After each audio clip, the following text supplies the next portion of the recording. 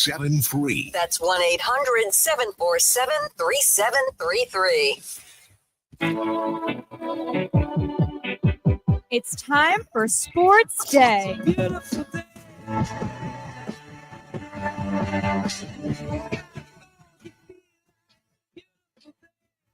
it up.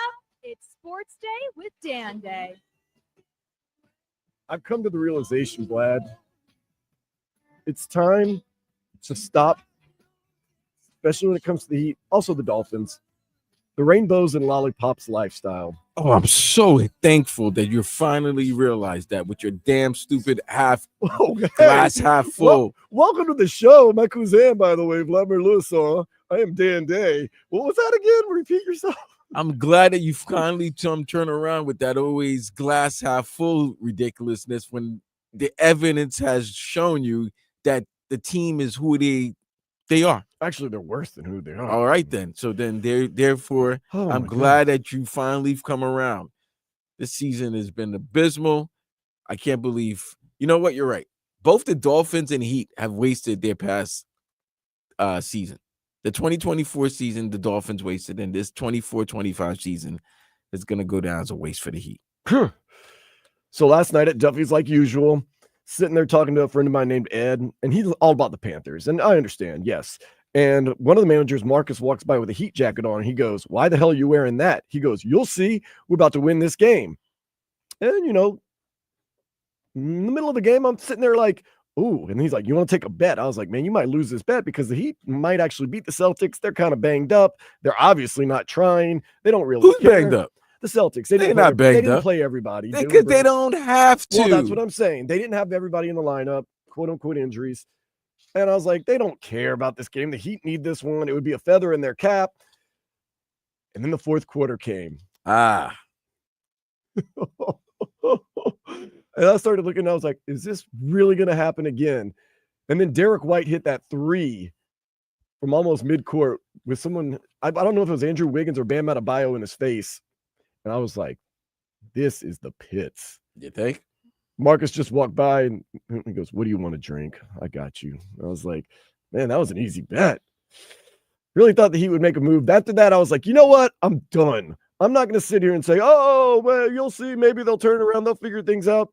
We listened to these guys last week post-game, Vlad, and honestly, they said they don't know what's going on. We know what's going on. They're just not that good, and they have no finishers on this team. Celtics sleptwalked through that game. Oh, yeah, by the way, fourth quarter struck again, 14 points.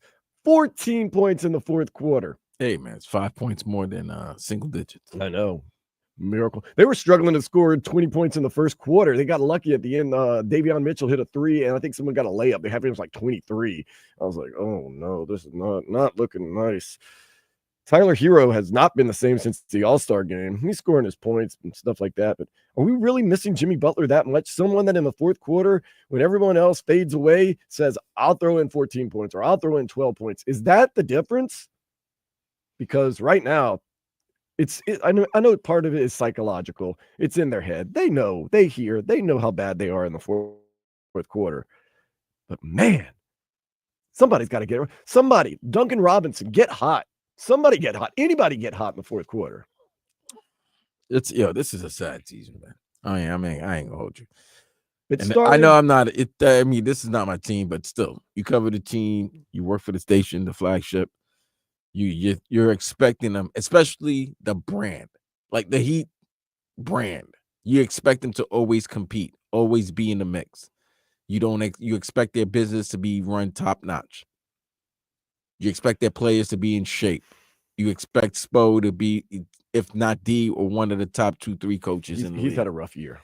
Everybody, bro. Everybody's been bad. Except for Tyler. Ever since Jimmy Butler got hurt against Philadelphia in that play-in game, it seems like this team and organization has been snake bitten. Nah, it seems like ever since that 2023 NBA final, that the team has been snake bitten.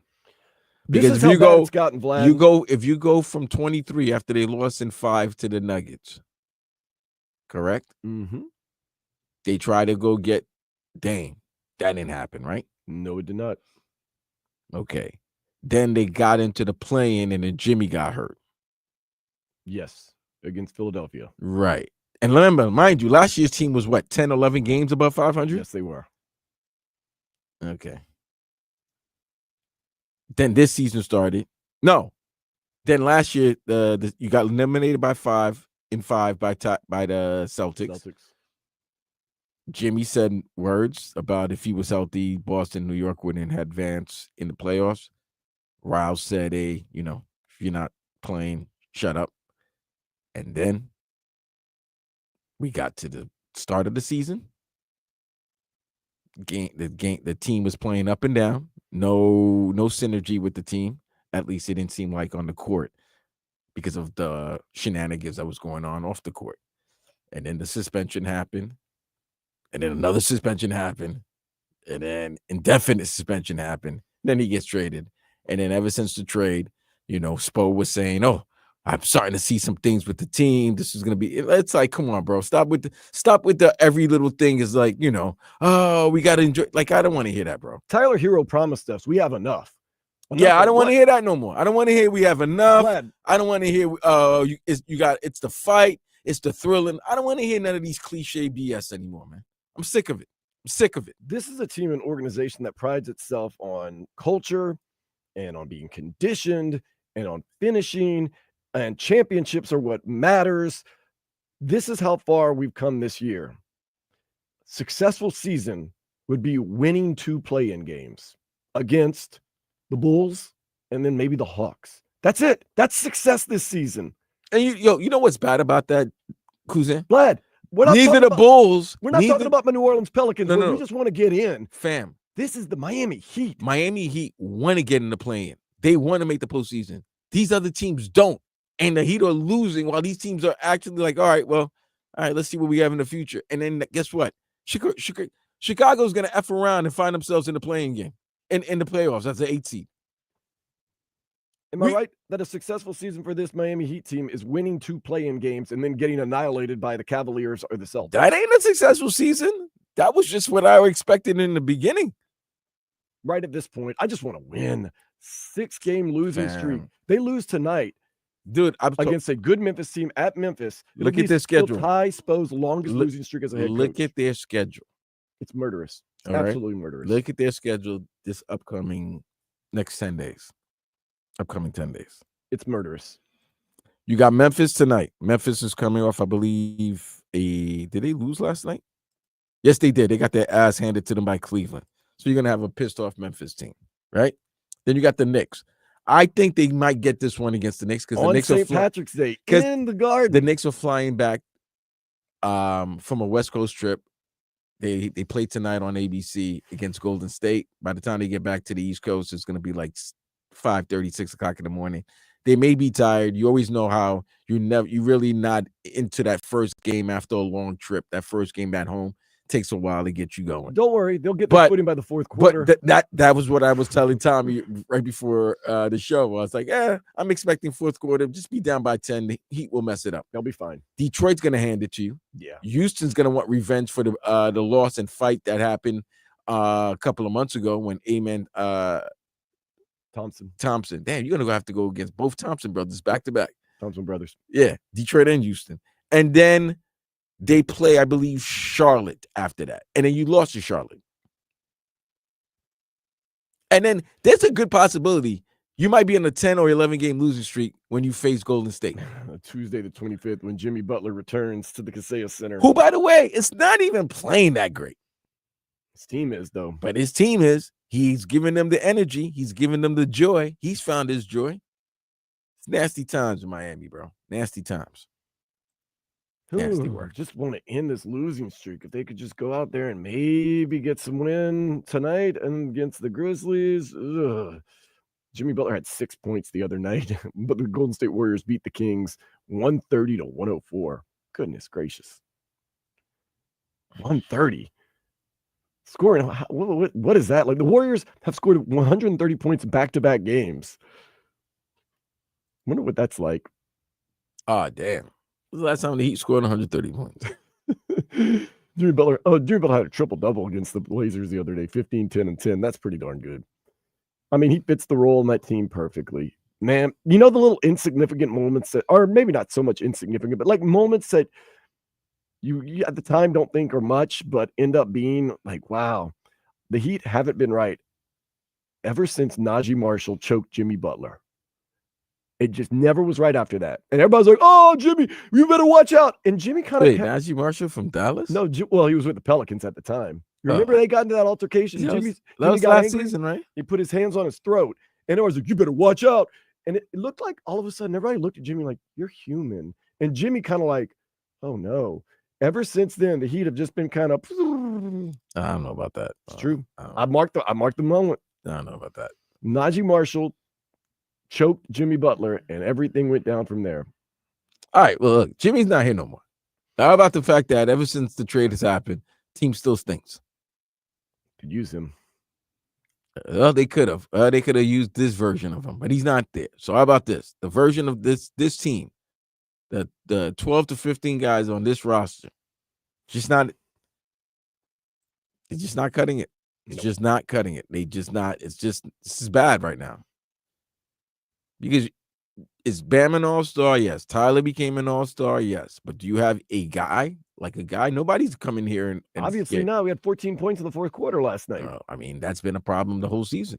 Not a lot of givens on 34 games the Heat have had a lead. And they've, I think they've lost like 23 of them. Couple of gimme wins. You got the Hornets, the 76ers. None of these teams are trying to win anything. The Wizards, you might get one against them. No, you can't. 76ers twice, Wizards twice, and the Pelicans. None of those teams are trying to win. Are you going to lose? Maybe.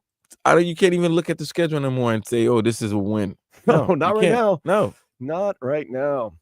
Let's get some headlines. A 14-point fourth quarter did end on the Miami Heat last night. They lost to defending champions Boston Celtics 103-91. They look to end a season-long 6-game losing streak tonight in Memphis when they face the Grizzlies at 8. The Panthers gifted the Hockey Hall of Fame one of their championship rings earlier this week. It's kind of a ceremonial thing. Cats are in Toronto tonight at 7 to face the Maple Leafs. Ooh, little rivalry action right there. Maybe a fight early on. I'm looking forward to that. The Dolphins signed former Seahawk Pharaoh Brown to fill the void of Durham Smythe at backup tight end. Team also re-signed offensive lineman Liam Eichenberg. Liam Eichenberg's that dude. Oh my God. He's one of those guys, man. He does what's asked of him. He sticks around. He stinks. He works hard. He stinks. Got no other choices. He's your best option available. That's not good when that's your best option available. He's durable. Well, somewhat durable. He what do you call the word? He can play a lot of different positions. None of them He's good. Versatile. Yeah, he's versatile. That's what I'm meant to say. He's not very good at it. He's versatilely stinks, man. That's what he is. That's what he is. He's not good, bro. He's not good, but he's not as bad as people make him out to be. No, he's worse. No, he's not. He's just not good. He's just okay. He's okay at what he does. Easy to point fingers at people. The offensive line's not that good. So it's, what are you going to do? Oh, maybe draft somebody, maybe develop somebody. I don't know. We'll see. Canes football team got a commitment from Kenton Dobson III. He's a 4-star cornerback from Miami at New Orleans. So that's a big get, especially with the defense we had last year, at least going forward in the future. Canes baseball team got rocked by 14th ranked Wake Forest 8-zip last night. They play today at 4. Canes baseball is kind of unraveling right now. They lost to UCF really badly, 14-4 during the week. Marlins continue spring training today at noon against the Astros. Opening day, the 27th against the Pirates. That's going to be probably the coolest game of the year. If he doesn't get traded by that. Sandy Alcantara, he'll make it. The Yankees are going to want to see a little something from him before they trade. No, we don't. We just take him. So you want two bum-arm quarterbacks, bum-arm ace pitchers? Who? Garrett Cole. He's out for the year. That's what I'm saying. So what do you mean bum? What if you get Sandy Alcantara and he still has a bum elbow? He doesn't have a bum elbow. What if he does? He doesn't. He's pitched sparingly throughout the spring training. What if he shows up and goes, oh, thanks for the money. They're there. Don't worry. Yankees don't mind, man. It's only $17 million. That's nothing. Spend money. That's nothing. We'll you don't want them. Surely that's too much. $17 million? That's too much money for a guy. He probably makes more money than the whole 24-man roster. The rest of the 24-man roster. Speaking of guys that make more than the Marlins, Lionel Messi and Luis Suarez scored in Inter Miami's 2-0 win over Jamaica's Cavalier FC. They advanced to the round of 8 in CONCACAF Champions Cup play. They face Atlanta United tomorrow at 7 in MLS Cup play. I still get nightmares from last season and Atlanta United coming in and taking down Inter Miami in the playoffs. Just Miami Open tennis tournament begins tomorrow and runs for 2 weeks. Novak Djokovic. Wait, the Miami Open? Yes, starts tomorrow. Really? Yep. Here's the thing. They just finished the what you would call it in Palm Springs. If whatever tournament, the big tournament they have in Palm Springs. That's a drastic cross country trip from going to Indian Wells all the way Indian to Wells, all the way to Miami. Oh geez. And it's spring break and it's Miami Open time. Oh, traffic's gonna be terrible. Traffic has been rough lately. Oh God. Get stuck in it all the time. College basketball conference tournaments continue today. Games of note include Auburn and Tennessee at 1, also Wisconsin, Michigan State at 1. You get Creighton, St. John, 6:30, Duke, Louisville at 8:30. What a great Duke, North Carolina rivalry last night. Oh, man, free throw violation. Duke was whooping them, and then UNC came back. Guy got fouled with a couple seconds left. UNC down by 1. There's a lane violation on the free throw. Then he missed both free throws. It's like, oh my gosh. They said, we don't want to blame the lane violation on him missing the free throws. Okay. You say so. All right. Should be an exciting one tonight, though. Speaking of exciting, let's go ahead and step into the day spa. Get a hold of this. Burglars, they broke into a house in Peru, cleaned the place out. They even took the family pet monkey. I don't know. That might be more trouble than it's worth. Yeah, leave the monkey alone. Leave the monkey in the house, bro. Do you hold the monkey for ransom? Have you ever held a monkey for ransom? No. Well, no. The Dolphins and it's a nickname. The Heat. I know. They are who they are. We're going to get down to the bottom of it. Stay tuned. That's next on 560 WQAM.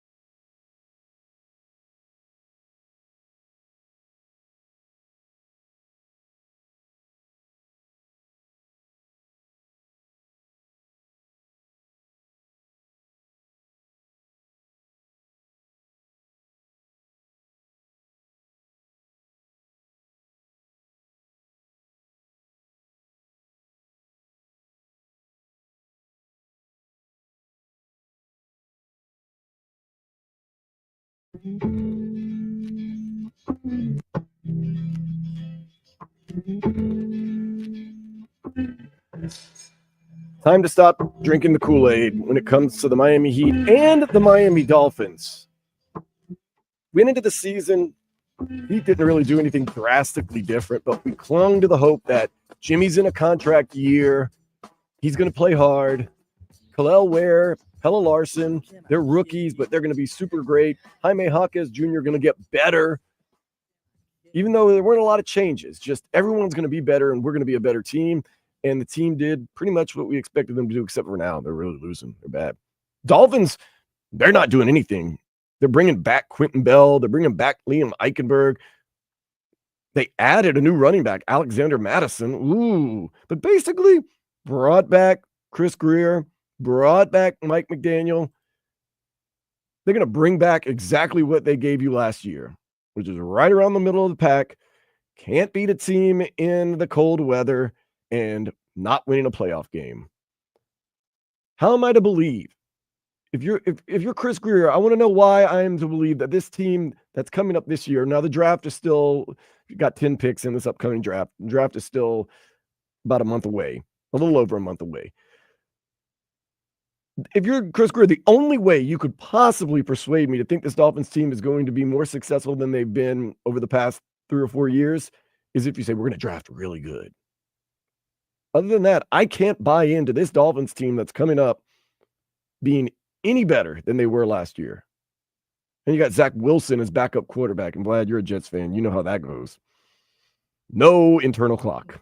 I can't wait for the Boynton Beach baddies to come out. All the, Century Village mommies to come out. Because he's gonna have the 40-year-olds, the 35-year-olds and up. He's gonna have them going crazy. He's straight out of Central Casting. Just can't believe. And he's going to play. He's going to play in a game. He might start a couple of games too. Well, that's pinning your hopes that Mike McDaniel can turn around his career. He is a number 2 overall pick. So maybe he could unlock the potential like he's kind of unlocked Tua Tagovailoa. But this team is not going to be just like this Heat team. Well, at the beginning of the season, not drastically different from last year's team. And the year before, that was a play-in team. This year, well, lo and behold, they're exactly where we thought they were going to be. At the beginning of the season, we asked, why should we believe in this team? How are they going to be better? Because on paper, they're pretty much the same team. They're probably going to do the same thing they've done the past 2 years. Outside of a wild Jimmy Butler run in the playoffs and Giannis Antetokounmpo getting hurt in the first round, that people forget that. But this Dolphins team, I don't see it any different. Vlad, am I to believe that this Dolphins team can be anything different than they've been the past 2 years? Unless there's a big draft. And no. Unless they hit on some big-time draft picks. No. There's nothing. Y'all stuck in mediocrity. Right now, I wish we were stuck in mediocrity. No, you're stuck in mediocrity. Heat are just awful. Oh, you talking about? No. Hey, listen. Both teams. No, this is change anything. Why do we expect them to do anything different? If it wasn't for the Florida Panthers, this is like I've never seen a drastic fall like this in a market or a city and their sports teams. 2 years ago, you couldn't tell South Florida anything. They had teams in the Final Fours. They had teams in the Stanley Cup Final. They had a team in the NBA Final. They had teams in the NFL playoffs. They had even a team in the MLB playoffs. Make the wild card. Mm-hmm. Every sports market, they had a corner. Then they signed Messi, and then Messi got you a title. South Florida was title town. And then before you can say sports day, bang, Jimmy gone, bang. Coach Larinaga gone. Bang. Tyreek just had a dismal season. Bang. Tua Injured. Hurt. Bang. Bradley Chubb doesn't even show up. Doesn't even play a season. Just nasty work. Bang. Jimmy and Pat Finey. Bang. 6-game losing streak now? Yep. Hits just keep coming. This is it's nasty work, man. But I'm not doing it. I haven't seen a downfall like that. Maybe the only time the last time I seen a drastic downfall like this was maybe Darrell Revis. Revis Island. Well, yeah. I just saw one. I was like, ooh, you let Goodson just blow by you? Yeah. And then the next season, he was just like everybody was blowing by him. But as a market, this has been grand opening, grand closing. My thing is this. I just cannot. I've fallen for it so many times, and we do as fans, that it's going to be different this year. If I'm to believe that things are going to be different this year for the Heat or next year for the Dolphins, I need to see something that would catalyze difference. The Dolphins are basically the same team they were last year. Oh, we're going to compete Super Bowl or bust. Stephen Ross, what did you mean when you did this before the game was pretty much even over against the Jets, before the season was done, had a press release ready to go saying we're bringing back Chris Greer and Mike McDaniel? As fans, what are we to believe? Oh, things are going to be real different next year. Basically bringing everybody back. The only additions you're really going to have, because of the free agency additions, I'm sorry. I mean,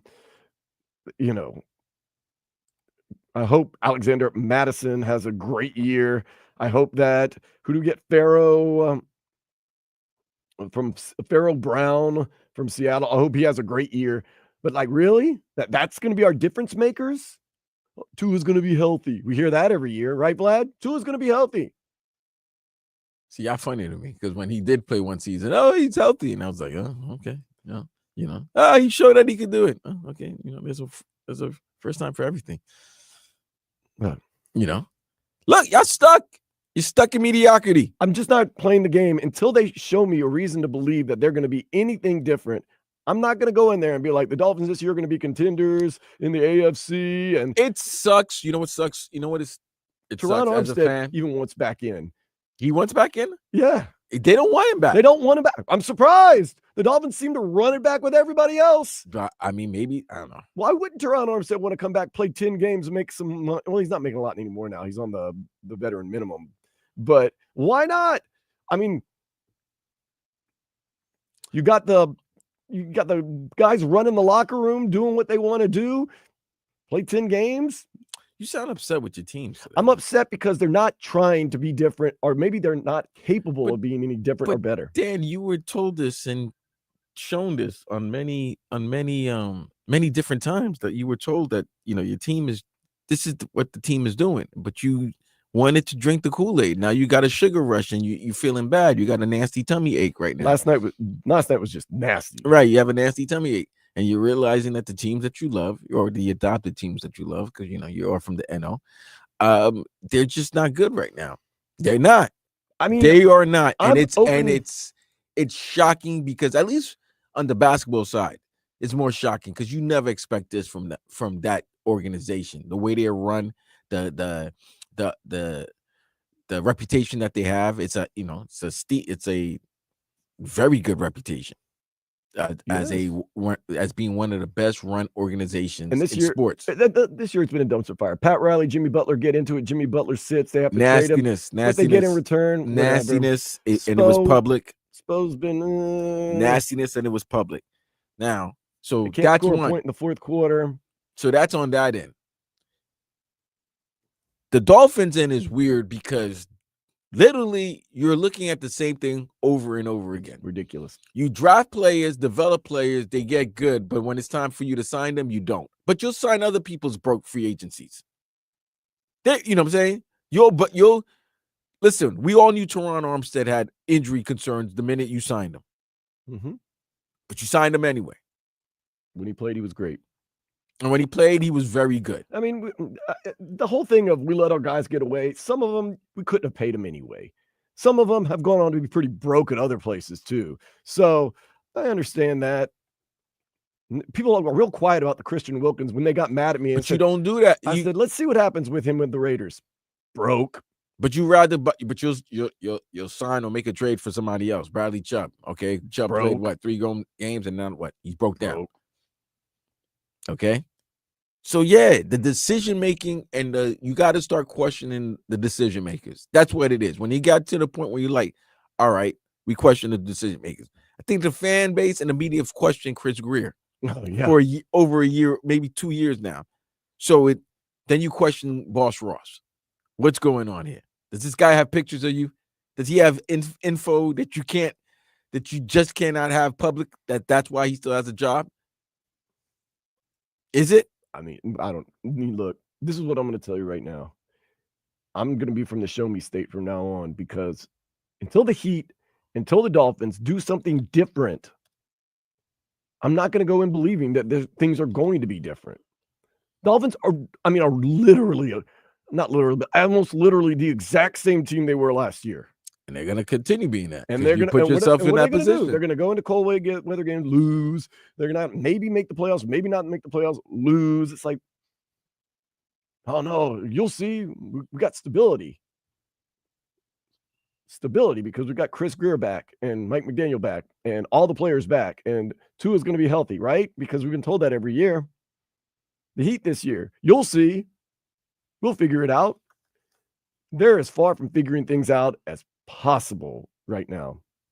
14 points in the fourth quarter. It was, we were joking about it a couple times because you thought, an 8-point fourth quarter, 9-point fourth quarter, a couple 20-point fourth quarters. We were like, man, they're really bad. No, they're really, really, really, really bad. No, I'm not doing it anymore. I'm not believing in the Heat making a run in the postseason. I'm not even believing the Dolphins are going to be anything different next year. I'm open to suggestions. 305-567-0560. You can also jump on the YouTube and Twitch and tell me why I should believe the Heat or the Dolphins will do something different the rest of this year or next season, unless they make drastic change. How are they going to get better? They can get worse, but how are they going to get better without some type of drastic change?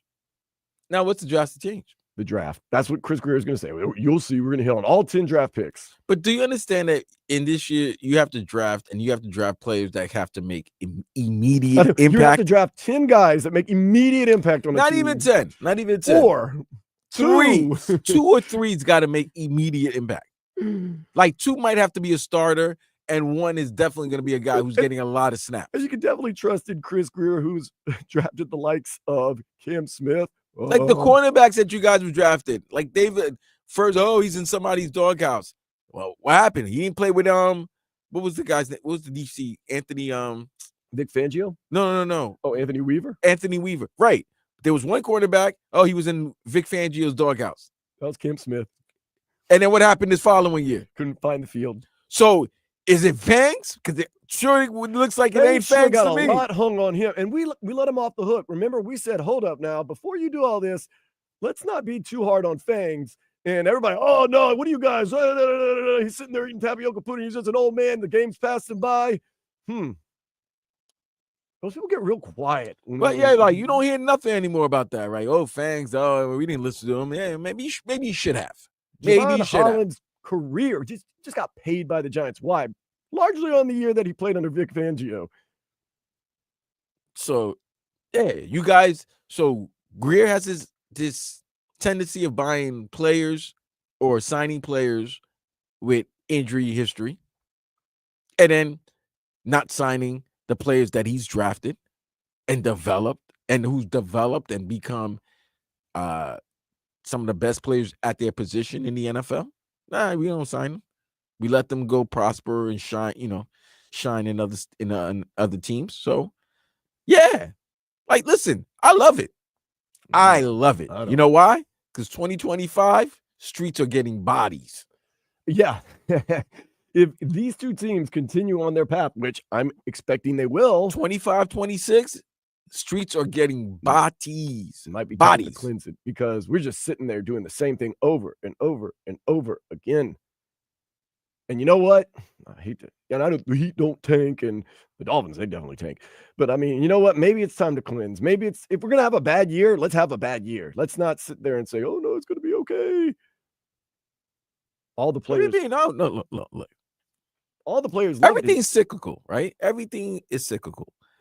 So the Dolphins, and will probably always be the number 1 team in South Florida. Well, right? Football is just giant. Football is Giants. And the Canes. Well, see, I'm glad you brought up the Canes. But look what Mario Cristobal did to make you believe. Started bringing in 4- and 5-star recruits.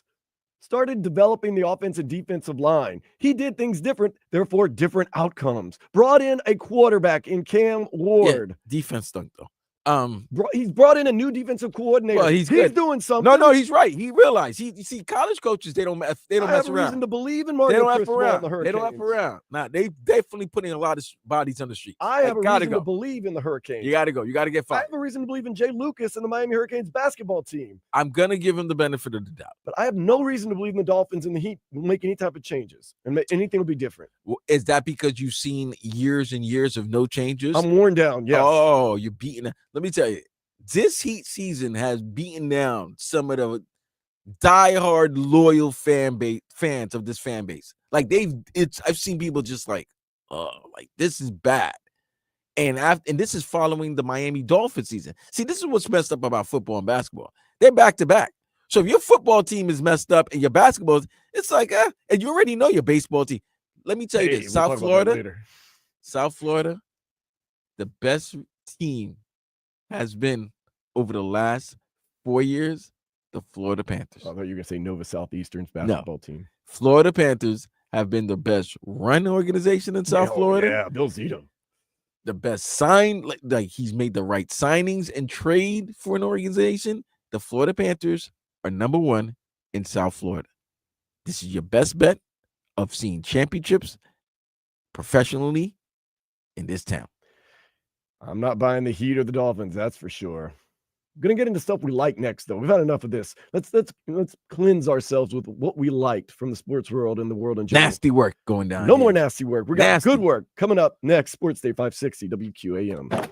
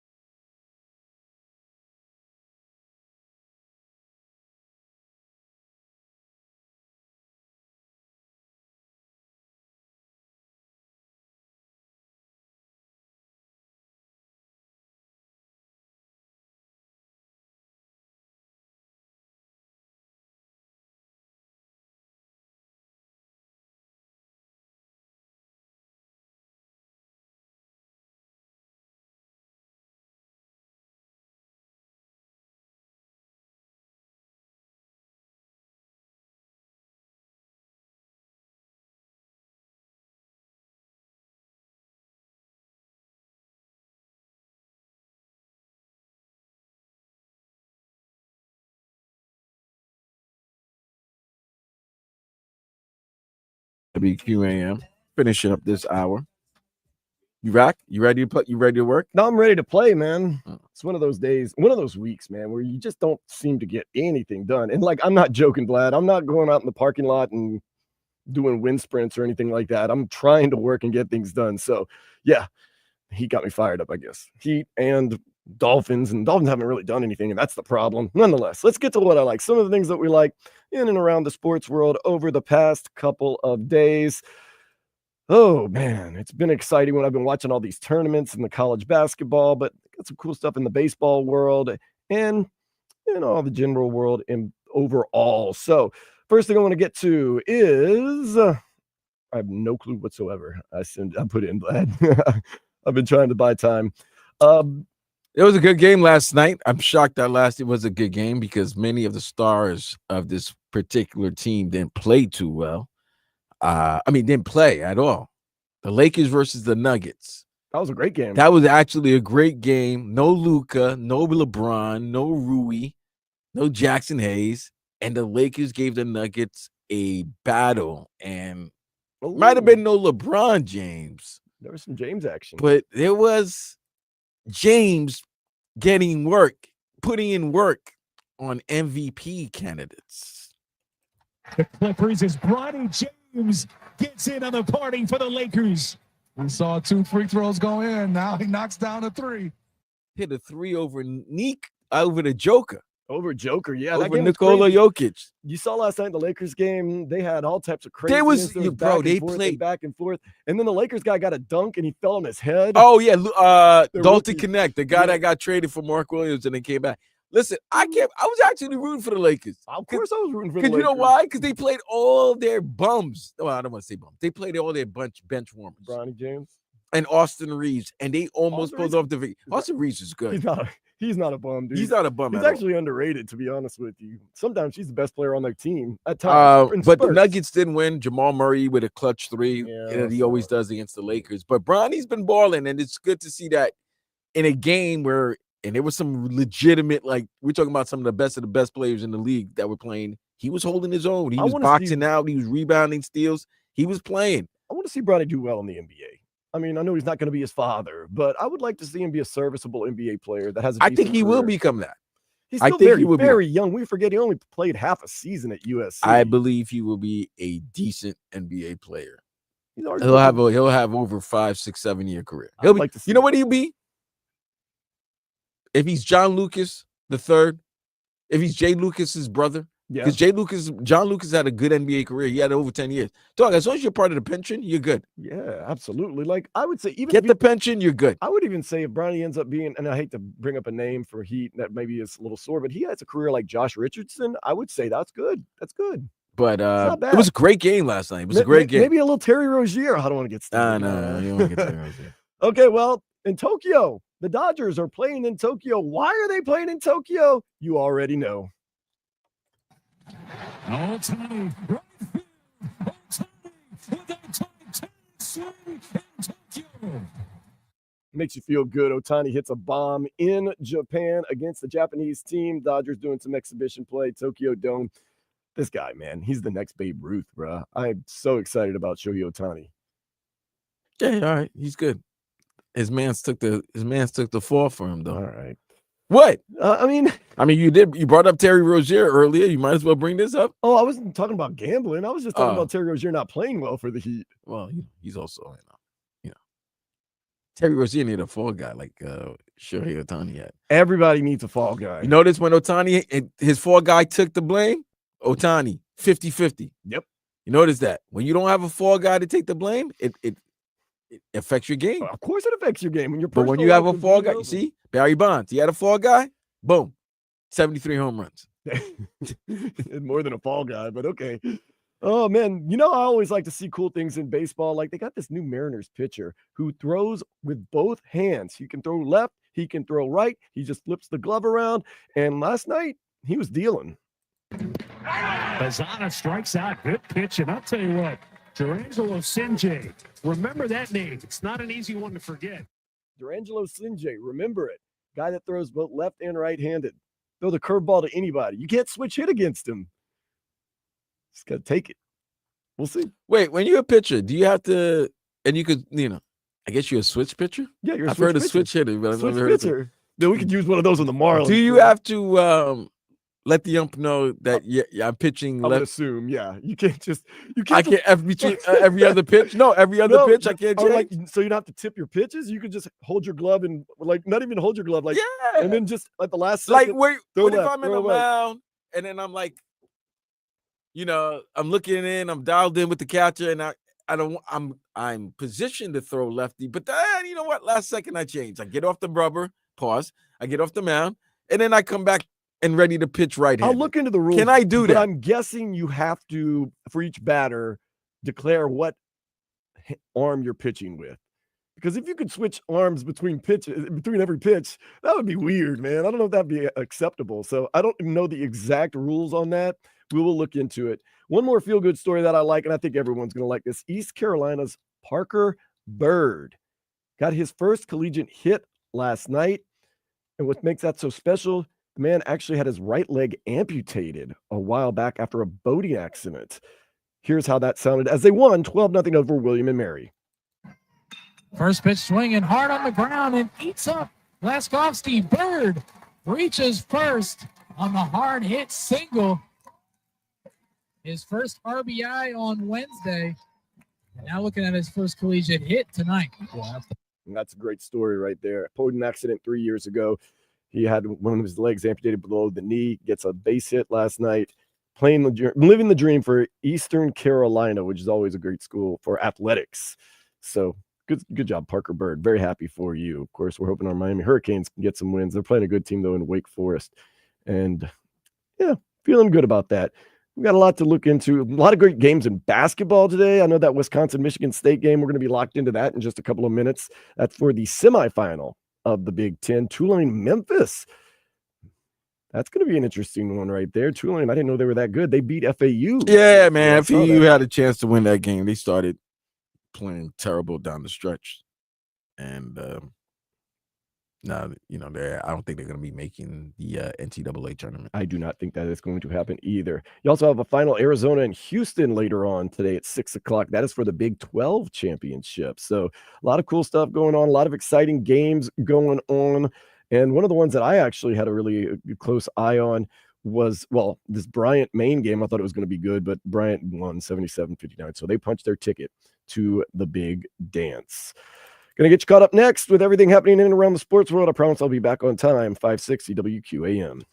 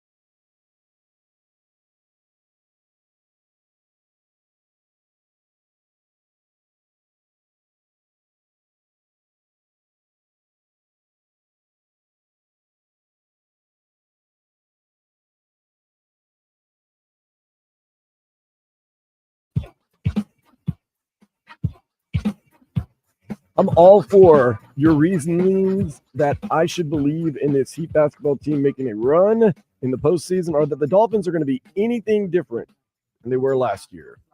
No one's text in 305-567-0560 and give me a reason. I don't know if anybody in the chat on the YouTube and Twitch has really given me a reason. Nothing right now. Y'all done right now, B. Y'all cooked. Y'all 3-day-old. Y'all like 3-day-old Chinese food, man. Y'all cooked. Could have used Luka Doncic. Man, in hindsight, if we could have traded Jimmy Butler for Damian Lillard and just gotten that thing done, we'd be so much better off now. No, you wouldn't. Yeah, we would. No, you wouldn't. Yeah, we would. No, you wouldn't. Man, Dame's having a great year. Dame is doing Dame stuff. People are still gonna do what they are, bro. Like I said this earlier this week. Actually, I said this yesterday on Tobin Leroy. Oh, Marcos wasn't in? No, Marcus wasn't in. Okay. I mean, I wasn't here, so what do I know? I said, okay, who are you guys gonna go after? Because clearly Riles is not going out on this. He's not having this on his shield. He can't go out. He can't go out on the sword like that, right? So who you guys gonna go after? Luka ain't leaving the Lakers. No, never. He might retire a Laker. I'm okay. With that. John Memphis. No, he ain't going. Anthony Edwards. He likes Bam. I'll say that much. Your best bet is hopefully, your guy who's been playing well and showing the weight and everything finally gets focused fully on the game, and then maybe he's available in Zion. Yeah, that's probably one of your. And then what? But that's it. You really gonna go crazy for a 37-year-old Kevin Durant who's gonna be 38? I don't think he's the answer. He's obviously not the answer. You're not going after Kyrie, who's gonna be 33 and coming off a leg injury. Like right now, you're in a nasty spot. I really thought it was silly when people were talking about maybe De'Aaron Fox would want to come to Miami. Like, they'll never let him leave Sacramento, and he's out and he's in San Antonio now, hoping to play with Wemby. And he might be playing with Cooper Flagg. That's true. Cooper Flagg's got some issues too, man. There is talk that he won't return this season, which means he's going pro. His leg injury may be worse than they're leading on. That's what some of the talk is. I mean, I don't think so, but I don't know. We'll see. If he doesn't, obviously, if he doesn't play in the NCAA, if he doesn't play Thursday or Friday, then yeah, it's a little bit more serious. I understand holding him out of the championship game because you may have. You don't need him. You might have enough power. You got the 1 seed already. You don't need him for the one. You don't need to try to solidify 1 seed. You got the 1 seed. You've been one of the top 4 teams in all of college basketball this season.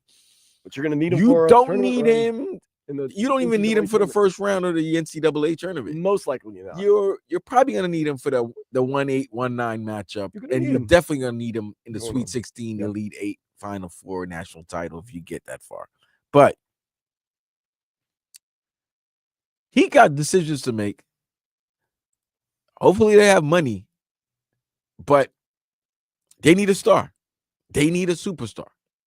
They have great role players. They have good complementary stars, but they need a main star. They need a lead actor. They need that. And it just doesn't seem like, I don't know, maybe over the last 3 or 4 years that people want to come here. It's not the same, what's the word I'm looking for? Cachet. It's not the same cachet as it once was to come down to South Florida and play with the Heat and play in Miami. What are you looking at? Because it looks like there's a female playing for Norfolk State, doesn't it? No, it's just at midcourt. No, it even moves like a female, but it's a guy. I don't want to get into that though. That's why I was looking confused. I don't know. Yeah, the Heat, they're kind of stuck right now. Kind of stuck in a bad place. It was really bad last night in the fourth quarter. 14 points, Vlad. 14 points. How many games are you going to win? How many fourth quarters are you going to just not do well in? How many games are you going to win when you score 14 points in the fourth quarter?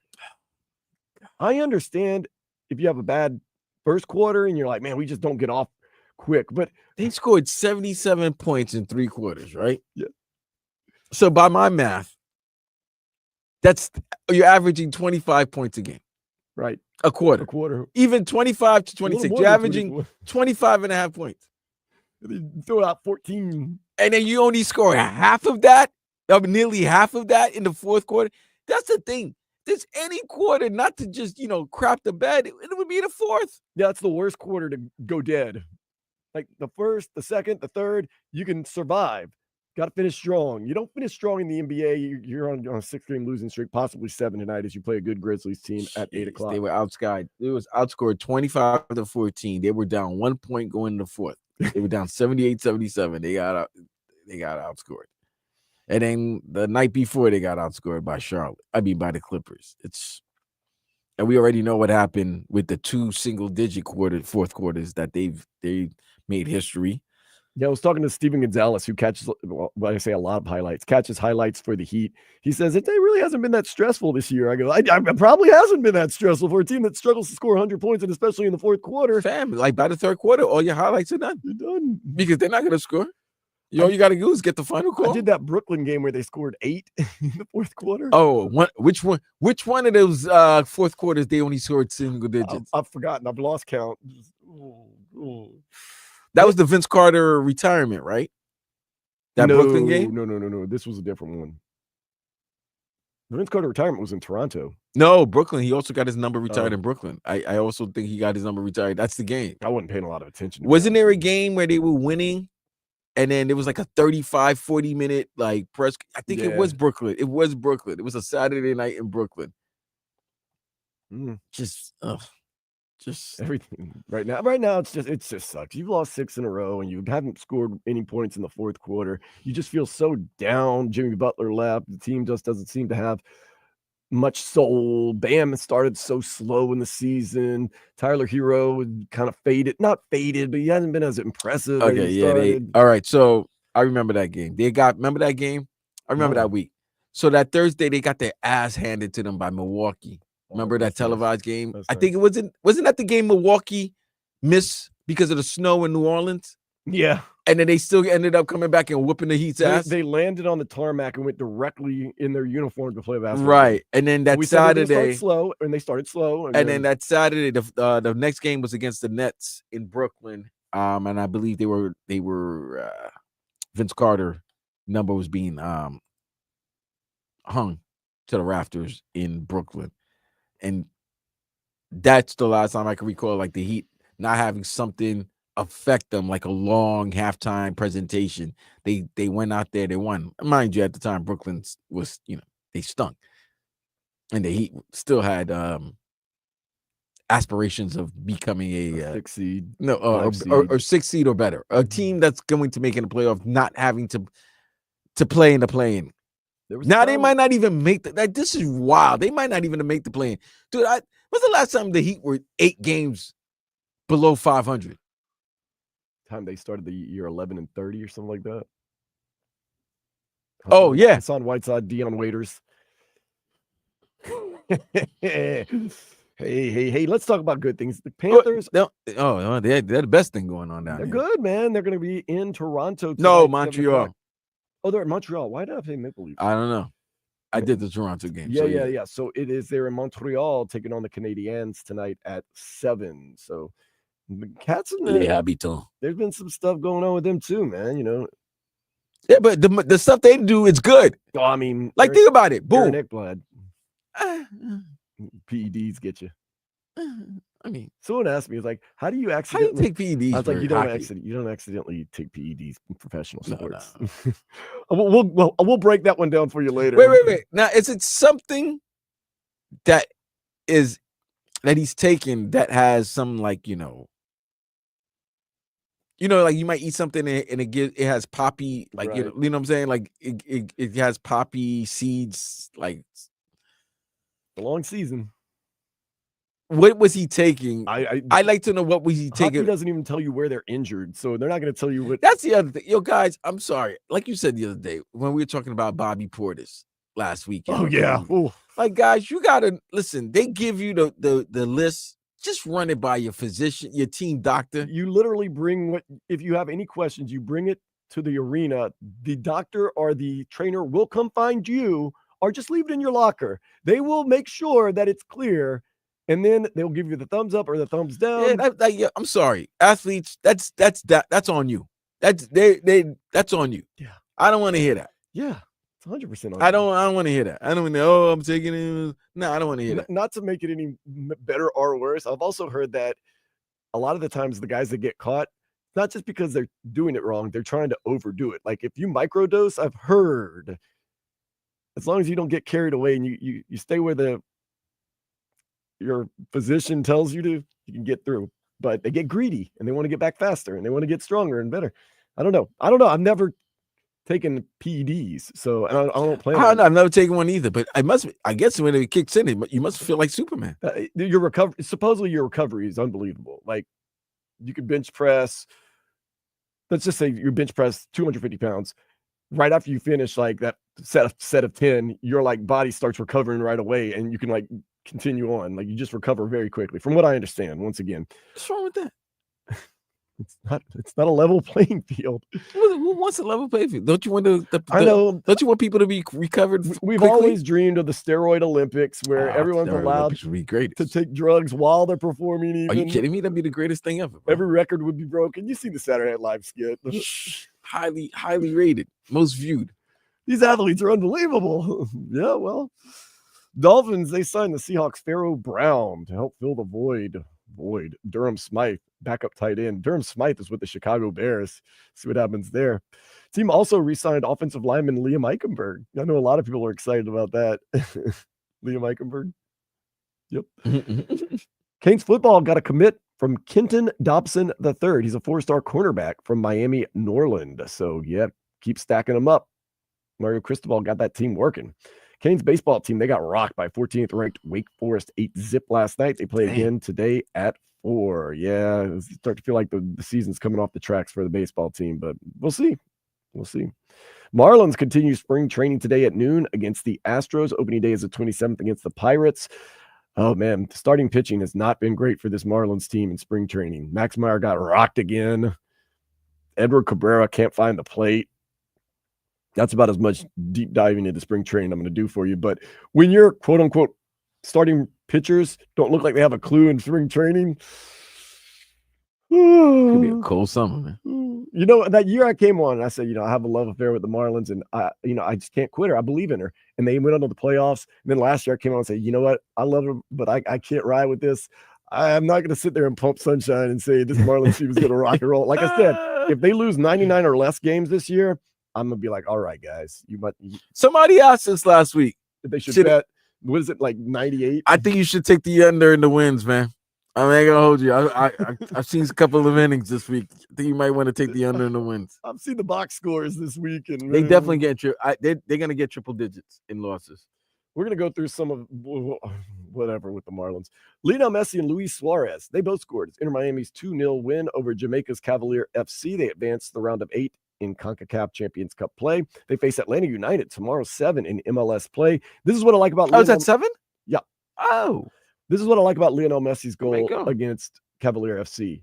He gave the people what they wanted. Not just a goal in the 93rd minute. He played the entire game. Oh, did he play the entire game? I thought he played the second half. Scored in the 93rd minute. Yeah, but I think he just played the second half. They brought him in the second half? Yeah. Oh. Yeah, I was watching the game. He just came in the second half. I was watching the game. Wait. Well, I was watching it at Duffy's with the sound off, so it was on TUDNA. And I was like, oh, Messi got a goal. Yeah, all the yardies were happy, man. Dude, there was not a person in that crowd wearing a Cavalier kit. It was all Inter Miami. Yeah, but yardies ain't wearing pink either, buddy. No, they weren't wearing pink. Yeah, exactly. So I don't even wear pink. All right, then. Yeah, they might have been all messy, but they weren't wearing the Inter Miami kit. They weren't wearing pink. That's one of the things. I love Inter Miami, but there's no way I'm wearing. I just don't like wearing pink. It doesn't look good on me. I ain't Cam. The only person that can rock pink is Cameron Giles. Two colors. And I don't. Oh, Cam. Yeah, Cameron and Ye. That's the only. He started the pink. Yep, dude. That was his thing. That he could rock it. Nah, I can't rock pink. Two colors I don't rock. I don't rock pink, and I don't rock white. White gets too dirty. Pink just looks weird on me personally. Like, you don't ever see me wearing white shirts or pants or anything like that. They get dirty. And it came back to a day I was working at a radio station, and the radio station shirt was white. And, you look naked? I had a lot of events to do, so, like, it just got old. And my boss was always like, shirt's dirty, your shirt's dirty. I was like, it's not dirty. It's just white and it's old. It's dirty. So, finally, he's like, I'm getting you a new shirt. I said, get me a black shirt. Smart. person. So he gets me a black shirt. He's like, you've been a lot better at keeping your shirt clean. I'm like, yeah. Never wearing white again. Unless I get invited to one of those soirees. So tell me, when you wear white shirts, it gets dirty. Why is it getting dirty? Is it because of the dust? Because like I'm stuff? running You're around riding outside at walking radio events. Okay. And then when you take off that shirt, I wash it. and you wash it, and then it's back dirty again? Or Some- after you've walked, After after you've worn worked a around? shirt for like 2 months, it's going to have a little bit of wear and tear on it. Oh, okay. And white's going to look dirtier and with wear and tear than black or blue. Yeah, your PD was A-ho. I don't want to talk about PDs, man. Sorry. Love them all. Miami Open tennis tournament begins tomorrow, runs for 2 That's weeks. weird. That's crazy. They say it's an awesome event. No, I heard it's an awesome event. I heard, but the fact of the matter is that they just finished their last Indian Wells. Yeah, Indian Wells, because Indian Wells and Miami is like the 2 big tournaments outside of the major 4, and it's back to back. The That's why it's Italian crazy. Open's pretty big too. And they don't care about Clay. Okay, I'm just saying. They don't care about Clay. We all don't care about Clay. If you ask the tennis, if you ask the tennis association, they love Indian Wells and they Don't be love knocking Miami. Roland Garros. I said I did. I shot at the 4 majors, which is the French, Aussie, US, and Wimbledon. Everybody loves it. But the next big tournaments after that would be, I think they consider their favorites would be Miami and Indian Wells. So the fact that they're having it back to back is crazy. Indian Wells still happening today and tomorrow. That's what I'm saying. Like, you understand what I'm saying? Like, that's crazy. There's a tournament that's going on that's a big tournament. It's like you could consider it like the 5th major, and this would be the 6th major. Like, those are how big those tournaments are. And I know one is still going on and might be ending tomorrow. And then how you going to start the Miami Open tomorrow? That's crazy. Oh, And it ain't like, this is Orlando to Miami. This is Indian Wells, California. That's Okay. Palm Springs. so tomorrow you get Sabalenka on the women's side and Andreeva. And then on the men's side, it is going to be, it's still be determined because they have matches today. Medvedev's playing Rune while Carlos Alcaraz is playing Draper. So the semifinal is tonight. The guys' semifinal Is today. and the final tomorrow. The women's final is tonight. It's tonight. Wow. To be determined. That's weird. Oh, no, it's tomorrow. No, everything finishes tomorrow. Okay. Oh, my goodness. So we have all of this happening tomorrow, but yet the Miami Open begins tomorrow as well. Tomorrow, yeah. 2 weeks. They're these tennis players, man. They keep it going. Might get out there. If some tickets were to slide my way, I might get out I there. definitely would love to go to the Walk Miami around, Open. man. Check that out. Let's see. Stephen Ross. College basketball right now, Wisconsin and Michigan State in the Big Ten semifinal. Michigan State leading Wisconsin 15-12. One of my Final Four teams. I know. Didn't we watch this game last week? And I know. It's probably going to end the same way. Michigan State beating Wisconsin and going to the Big Ten final, which is going to be crazy. With that being said, it's always crazy to step into the day spa. Did you hear about this? TSA agents in Newark, New Jersey's airport found a live snapping turtle hidden in a man's underwear while he was wearing the underwear. Whoa. Smuggling He was smuggling a turtle? a full-size snapping turtle too. How did he expect him to get away? Like, Dude, people do crazy things, man. but come on, bro. When you go through the thing, when Yeah. they going through that, then I gotta see. Come on, man. That's stupidness. I have to take off like jewelry and chains and everything else. Nah, I ain't buying it. Nah. Yeah, a little snapping turtle in his pants. A snapping turtle. Where do you put it? Where would you hide a snapping turtle in your pants? Nowhere near my pants. I'll put it on the backside. Or you don't want to put it in the gooch because if it nips up, you're done. Just say Nah, man, that's stupid. maybe your back waistband. That's what I That's put. stupid. That I just be like walk like I have like That's gotta, Kyle that's gotta be a not good. no. He's smuggling other things, bro. Oh yeah, Yeah, he's definitely smuggling. maybe drugs. that's the move, right? That was the move. It was a distraction. The It's a distraction is a distraction, snapplehead focus on turtle, real drugs. and then I'm like the other stuff can get away. There's no. Why would you put a turtle in your man regions? No. And you said what? A snapple? A Snapping turtle? A snapplehead turtle? Snapping turtle. Snapping turtle? Nah, get out of here. Yeah. You smuggling other Man, stuff. Those TSA people are relentless, bro. You're smuggling other stuff. They hate me. They hate me.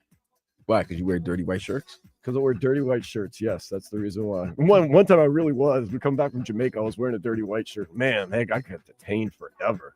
And then right when I got out, a cop goes, "Hey, hey!" I was like, "Oh, fuck." And I walked up, and she's like, "I like your shirt. Where'd you get it?" I was like, "I got it at Hot Topic. I don't know." Hot Topic. Wow. Oh man, this Miami Heat team, not good. Are they not good right now? Or are they just really not good? We'll discuss next. 560 WQAM.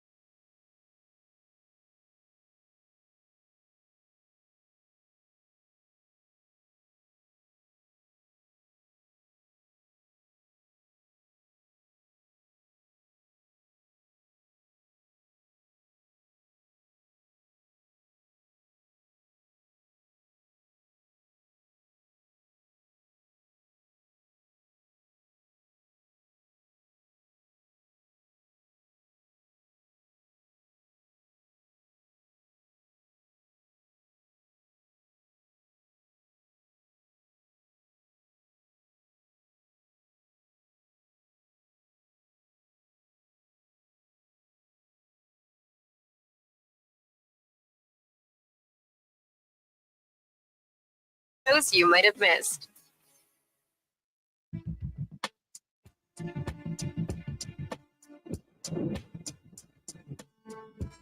We need to start coming to the realization that this Miami Heat team, maybe not that good. Not mediocre. Tomorrow Sunday? Not that good. And tomorrow Sunday, right? They've been really bad, yes, in Captain the fourth Obvious. quarter. 14 points in the fourth quarter last night.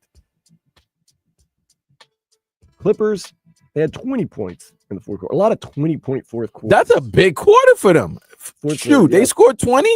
Yeah. They've scored 9 in fourth quarters. They scored 8 in fourth quarters. Okay, so them scoring 20, you should throw a celebration. Well, that's what they did against the Bulls, too. They had 20 in the fourth quarter, but the Bulls had 36. Well, here's the thing. If you're not scoring points in the fourth quarter, it would help that if you don't give up points as well. A little bit of that, man. But this team, let's just kind of break it down. Look at it. Are they really just They're not good, bro. not good? Bam Adebayo, he's not a number one. He's a good player. He's a good two-way player. He's a 2. Tyler Hero, not a number one. He's once again, I'll say it in that pitch, a 2. Possible 3. Andrew Wiggins, more likely a 3. A 3. as a 3. Steady. So now you've got 2 2s and a 3. You might have 2. You might have 1 2 and a 3. But don't worry, everything is good because Terry Rozier is here. Yeah. He's maybe a 1 off the bench. He's had a really bad year. It sucks for him. Davion Mitchell has not played that well. I thought he was going to be better with the Miami Heat. He is not. What did you guys think? You guys thought what? You guys thought you got a 6th man of the year? I thought I got off night, man. I thought I had a You guy that definitely got rocked off you night. down. You definitely got off night. The nickname is real. The nickname is apropos. It is apropos. It's just not what I thought it was going to be. Khalil Ware, he's a rookie. And I know everybody thinks, oh, no, wait till we unlock Khalil Ware. Yeah, come on. Come on. Let's be real. Jaime Jaquez Jr. is taking a huge step back this year. Oh, man. Sophomore slump. Haywood Highsmith, he struggles to get you 2 points a game, but he's a defender. Okay, well. Duncan Robinson, But here's the thing, right? Katy Perry hot and cold. Fam, but here's the thing. How many years have this offense has been so limited? So this is the recipe for the past couple of years, what it was. This team is who they are, but then when needed, Jimmy Butler would come to the rescue and score points and get to the free throw line and slow down the game and be good. Remember, this is a year where we brought in the up-tempo offense because we didn't want to get left behind. Yet we don't have the personnel to run. The last time this offense would look like a current modern NBA offense was the time they were the 1 seed and lost to the Celtics in Game 7, the Eastern Conference Finals. I believe you guys were I don't know if you shot the threes the most, but you were percentage-wise, the Miami was one of the best shooting teams from the outside that year. Ever since then, if they score 100 points, this should be a parade. If they score 110 points, good God almighty. They scored 109 against the Bulls, but the Bulls had 114 the other night. Dude, everybody scores 110 points in the NBA. Should, that's the minimum. They can barely get to the minimum. Especially if you brought in the up-tempo offense in the offseason. Never mind the personnel, not to play the up-tempo offense, but nonetheless. So Jaime Jaquez Jr. and Terry Rozier are having bad years. Haywood Highsmith is who Haywood Highsmith is. Duncan Robinson. How many more years? He's hot or cold. Is it one more year? This is it, yeah. This is the last year, right? I think so, yeah. Ugh. Tyler Hero, he's good. Bam Adebayo, for the most part, he's good. Andrew Wiggins, he is who he is. Khalil Ware, I don't know. He's good enough. Pella Larson, he's a second-round pick. Yeah. And then you start missing shots in the fourth quarter, and then that defense isn't as tight because, I ain't gonna lie, you miss some shots, defense isn't always going to be that good. So you got 2 guys having really bad years. That doesn't help. You got 2 guys that can't determine whether they're your number 1, even though on a quality contending team for a championship, they wouldn't be number 1s. And I know Tyler Hero's an all-star. Bam's been to the all-star game. Those should always be considered 1s. Not always. See, the problem is you do have a nice young nucleus. If they, you know what I'm saying? You have Tyler, you have Bam, you have Nico. Yeah. I still believe in Jaime. I still believe in Jaime Jaquez Jr. too. And you got Khalil. And you got Khalil. And you got Pele. And you got Pelly. So you got guys, and you even got guys if you got to move to add another piece whatsoever, but you don't have the guy. Right. That's the problem. You need the guy. The guy like last year, Jimmy, hold my beer. I got this. But maybe Jimmy's not that guy anymore either. Right. I think there's been a diminishing. And when I say diminishing, he's just getting older. His skills are getting a little older. So the fact of the matter is Jimmy. Both parties needed to separate. It didn't have to end like that, but they had to go. Now the problem with Miami is they got to find another leading star. They need to find another lead actor. That's what it is. Basically, they need a major star. But there are none right now. Or at least there are none now. Or if you have to get one, you're going to have to give up them pieces that would attract that star to want to come there. You understand what I mean? Yeah. It's like you might have to, in order to get a superstar, you might have to let Bam go. You might have to let Tyler go.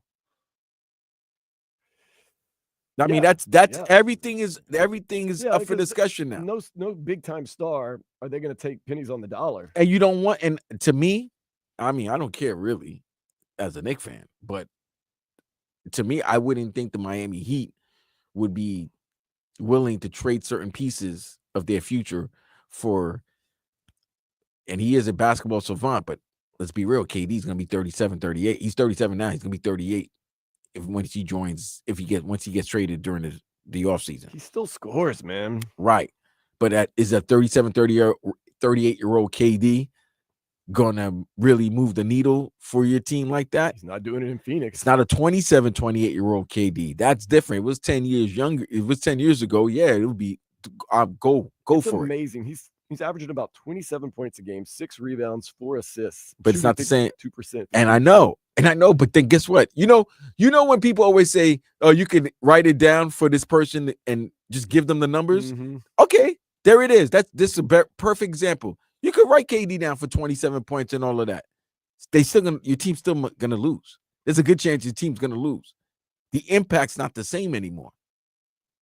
I mean, yeah, I'm so scared that if you come here, it would be just the same dumpster fire. You're still gonna what? You get out in the second round now? It might just be as bad as it is in Phoenix. And of course, like most teams, you believe you're snake bitten. He's gonna come here and get hurt right away, and then it's like, oh, we did all that for what? Kevin Durant. I don't know what to tell you, bro. I don't know what to tell you. I don't know what to tell you, Heat fans, because it's not time for Pat. I don't think it's time for Pat to I don't think Pat's washed. No. But he ain't getting younger. He's about to turn 80 this week. It's all just tough right now. Toughest 6-game losing streak. It's a season long. If it's a 7-game losing streak tonight against Memphis, that's if they lose 7, let me tell you this. If they lose to New York, and it gets to 8, it's gonna get to 10. And there's a good chance that when you face Golden State March 25th, Tuesday night, 7:30 p.m., you can listen to it on 560 WQAM, beginning at 6:15 with preheat with our boy Solana. But there's a good chance they go into that game on an 11-game losing streak. I just keep thinking that they're going to be able to kick themselves out of it. I thought last night with the Celtics, they started playing good. We'll find a way. I thought with the Clippers they just got annihilated by the Pelicans the night before. Dan, here's the thing. I thought with the Hornets aren't very good, and they're not even trying to win. I thought with the Bulls. But Dan, you're having this fleeting Timberwolves. Come on, we got this. Cavaliers, come on, we got this. No. And what I tell you, what's the 4-letter word that has O and E in the middle and the end? That's bad. It ain't love. It's hope. And you're hoping that, hey, if the Heat win this game, they could go on a run. Stop that. Stop fooling yourself with that. I just want to win tonight. Just end this miserable You're not. Have a good fourth quarter. You're not. End it. You're not. The Heat won't. By the time the Heat win, Robbie will be back from his walk. Oh, goodness. We're going to keep it a buck next here on 560 WQAM.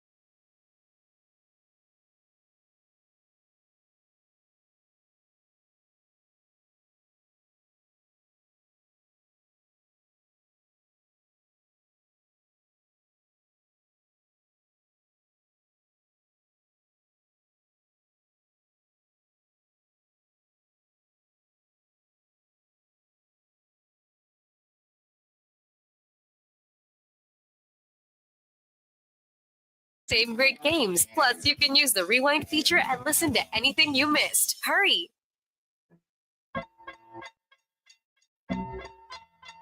Time to keep it a buck, 100% true. I want to tell you this.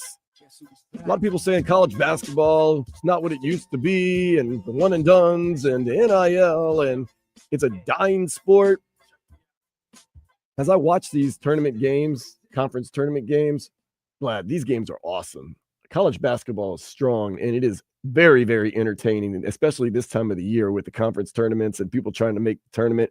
I'm stoked. I'm stoked for the rest of the way, man. College basketball, it hasn't gone anywhere. It's still very strong and very great, honestly. It's always been like that. I know. We just here's people what need to stop. But listen, man, you get older, your interest varies.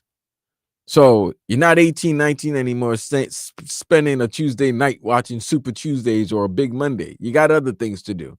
But you can't, if you finally do sit down, we have this thing where we need instant gratification. So say, for example, you haven't watched college basketball for a year, and then you finally watch a game, and the game that you finally watch may not live up to the expectations that you thought of. Doesn't mean college basketball is bad. It just means that that particular game wasn't entertaining to you. But if you watch it, if you did spend time focusing on it or spend a little time focusing on it, you would realize that the game is better. The game is improved. There's so many great teams. There's so many possible national champions that can come out from this tournament, from these conferences. Yeah, it's your job to put a focus or put it in more of an interest to the product. The product is always going to be the product. It's our job in the media to promote it, because promoting good things is not easy. It's easy to promote bad things. Negativity, it's easy to sell, but you got to make us think about it. The women's game, when they started making us think about how good the women's game is, then people started watching, and people like, hey, you know what? They're right. The women's game is really good. Now, looking forward to the women's tournament. Cooper Flag did a great job. Duke did a great job. They've done a great job of promoting him. And the super conferences has helped in this particular way, that there's a lot of good teams. So when there's a lot of good teams, that means there's going to be a lot of good matchups. And if there's a lot of good matchups, what does that mean, Dan? A lot of good games. So many great storylines too. Like you said, Cooper Flag, he's a great story. Everyone just seems to love him, and he's a freak of nature, and the size and the ability that he has is always great. Of course, you have Tom Izzo doing what Tom Izzo does every year with Michigan State. You can't hate on that. John Calipari's over at Arkansas. Is he going to be making moves? Are things going to be getting better? You've got all the other great things. North Carolina, are they even going to make the tournament? The SEC, is every team from the SEC going to get in? Houston, who's the Sampson?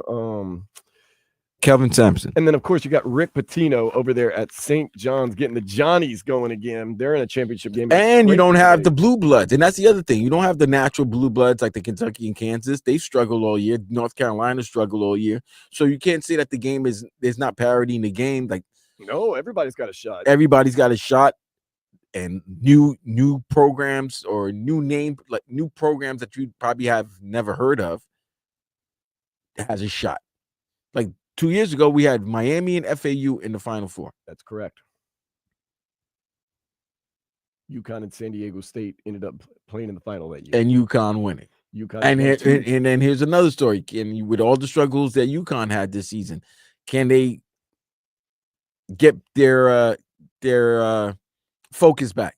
Can they get Hurley, one of the best in the game? Right, but can they win 3 in a row? Because to win 3 in a row in college basketball, to win 3 championships in a row is unheard of. John Wooden was good at that. Not many people are John Wooden, though. I mean, yeah. I'm not gonna take him. I'm not gonna take a shot at the Wizard at the Wizard from Westwood, but make sure Wizard of Westwood. Yeah, but also it was a time when hey, let me give this tall Lou Alcindor a scholarship. I'm gonna win. I'm pretty much gonna win. Bill Walton? Yeah, let me give Bill Walton a scholarship. I'm gonna win. He had some other years too with them guys. And I'm gonna win if I draft those guys. I'm gonna win 8 in a row. So you're saying talent makes a difference? Particular talent, yeah. Okay. That's why I'm so excited. It's the best time of the year. Tuesday, I'm sorry, Thursday, Friday, Saturday, Tuesday. No, Sunday. you're right. Tuesday. There's the play-in. That's right, the play-in. So really all this week, but man, that's why I'm so stoked, because WQAM invites you to experience every upset, every buzzer beater, and every heart-stopping moment at Odyssey's Buckets and Bets from March 20th to the 23rd, presented by Hard Rock Bet. We're transforming Seminole Hard Rock Hotel and Casino in Hollywood into the ultimate college basketball tip-off weekend. Immerse yourself with massive LED screens, beers with your crew, and real-time betting action. VIP tickets and packages available at Ticketmaster.com, and you can get all the info at WQAM.com. Offered by the Seminole Tribe of Florida. Must be 21 or older and physically present in Florida to wager. Terms and conditions apply. Gambling problem? Call 1-888-ADMIT-IT. Seminole Hard Rock Hotel and Casino Hollywood, sponsored by Gunther Mazda. For car buying done your way, you've got to get to Gunther Mazda. You're going to have a chance to win some more tickets later this week, but that's one of the coolest things I think that's going to happen, man. You're going to be in that sports book, Vlad. TVs everywhere, beers everywhere, food everywhere. And like I said, the sound is going to pop on when a game gets close, or, with crunch time. You're going to have the overall sound. So, like, you literally just sit there, drink beer, and watch basketball, man. Yeah. And the aesthetics of 441. It's going to be just great, man. I'm going to be there, man. I'm going probably. No, I'm going to be there Thursday and Friday, man. I might have to go. I'll be there. I always love the casino, but I always make fun of the fact that what a great casino, but the aesthetics of seeing 441 is not the. Well, there's logistics to the. Yeah, it's not the best thing. I really don't want to see the 595.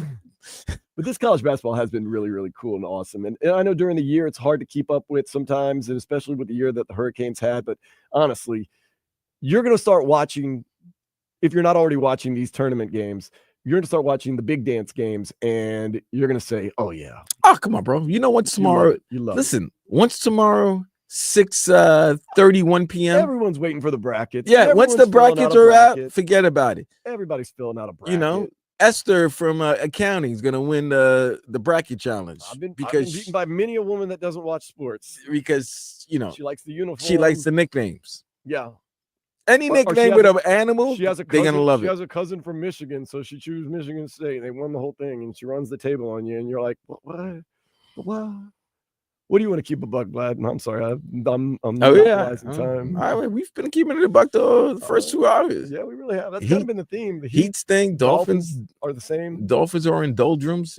Marlins. We're gonna just look at the lineup later. Marlins stink. A friend of mine over at Duffy's, he does all the Marlins broadcasts. He's been on the truck. He's been going to Jupiter. He's like, man. Have to drive up to Jupiter. Wait, he has to drive up to Jupiter and back every day? Yeah. Oh, that stinks. In this traffic, man. Yeah, traffic has been ridiculous with spring break, and he might as well just stay in Jupiter. Yeah, he said he's getting an Airbnb now. He can't do it anymore. Yeah, you might as well just stay in Jupiter. He said, I've had enough, man. I've had enough of this. So, yeah. Oh, man. But, yeah, I'm excited about this tournament. I mean, of course, the wagering on these tournament games are just crazy, and I'm sure the live betting is even crazier for the games. Oh, I'm gonna keep it a buck. I love this DeMarcus Lawrence, Micah Parsons beef. They got that beef going, man. They got a online beef. Back in the day, Vlad, people used to duel, or they were used to just settle it in the streets. Now we settle it on the internet. I would never tell either one of them to their face that, but I'm just saying. Tacky. Look, you got something to say it, but don't put it out on the online and all that stuff. Let me ask you this though: if Micah Parsons wasn't drafted by the Dallas Cowboys, or is anybody making all this? Is he getting all this? I mean, he's a great player. No, he is a great player. We're not taking that. But yeah, it is amplified by the fact that he's on America's team. Right. So that's what I'm saying. Like, I can understand where people are saying, like, get off the podcast and everything like that. Because if you were Micah Parsons for the Carolina Panthers, nobody would care about you doing that. It's because you're Micah Parsons for the Dallas Cowboys. It's always an interesting story. I like that. If Kobe Bryant would not have been traded on draft night, what would he have looked like in his career? If he'd have been, he'd still be big. But would he be as beloved as he is? He would. I'm not the biggest Kobe fan in the world, but he would. If he played for the Charlotte Hornets, he would. I disagree. I agree. I agree myself. I'm not. I said it. I'm not a Kobe Bryant fan. Well, forget about being a Kobe Bryant fan. Well, that doesn't have to do with anything. My organization drafted him, by the way, and traded him. That has nothing to do with that. The fact is would he still be a big star? Yes, because the NBA know how to advertise and showcase their big stars. Remember, David Stern would always start off, "Hey, it's Magic Johnson, Kareem Abdul-Jabbar, James Worthy, and the Los Angeles Lakers taking on Larry Bird, Kevin McHale, Robert Parrish, and the Boston Celtics. So, yes, so if Kobe was the man in Charlotte, it'd be, hey, Shaquille O'Neal and the Lakers taking on Kobe Bryant and the Charlotte Hornets. They're going to make sure that their stars You don't think there's a little more luster that he played for the Lakers? You're always going to get a lot of luster. Right. But well, yeah. That's what I'm saying about Marcus Parsons. Yes. Let me ask you this. He's a great player. LeBron James. Amplified. LeBron James. Yeah. Yeah. Where did he play? He played in Cleveland. Yeah. How big of a market was that? That's his hometown team. But how big of a market was that? No, it is big. It is so, big. So therefore, it didn't matter if he was in a small market or a big market. If you're that guy and everybody knows about you and they can promote you, show you in commercials, get the LaMelo French Ball fans be a bigger star if he were playing in the Lakers instead of with the Charlotte Hornets? With LaMelo, probably, huge. Probably, but he also has to win. That's the other thing. Not only you got to be good, but you got to win as well. But I do think it amplifies things a little bit. It doesn't take away from your well. If you're winning, yeah, it's going to amplify. If you're winning and you're winning for a big time organization, of course it's going to go higher. That's what they always say. If you can do it in New York, you can do it anywhere. Because what comes along with that, there's a lot of good, but there's a lot of other craziness that goes along with it. You win for the Yankees, whoo! You win for the Texas Rangers, all right. It's pretty much true. I mean, yeah. But yeah, and it's funny where certain guys, like Luka, will probably go down but Luka was going to be Luka. But look at that. All right, that's a great example. Luka, big time star, right? Internationally known, was known before he hit the NBA. He went to Dallas, big market, right? Everybody, he's he's going to be a Dallas Maverick for life, just like Dirk and everything. Then he gets traded, right? Then he gets traded to the Lakers. What's the reaction? Oh my God, Lakers going to win championships for the next 10 years. Oh my God, this is a perfect place. This is what the league wanted. Their big time player going to their big market. We're not doing this if he gets traded to the Utah Jazz. Yeah, not exciting. You know what I mean? I will say he looks so happy in LA right now. He really looks happy. Wouldn't you? Yeah. Oh no, I'm saying. Oh man. All right, we're gonna come. It's 2:00 hour. Next, we're gonna keep you up to date on the scores that are going on in the basketball world and just everything else that's happening. Those Wisconsin Badgers are sticky. Oh, that's a replay though. No, I'm saying it was a good play. Yeah. Wait, what? Are we watching the same game? No. They say highlights on the first one and the live actions on the second one. I don't know what to follow. That's what's going to be so great about the sports book that we're going to be at this weekend, man. It's just going to be everywhere. It's going to be awesome. Can't wait. Keep it a bug. It's going to be awesome. More details, WQAM.com. Coming back after this, 560 WQAM.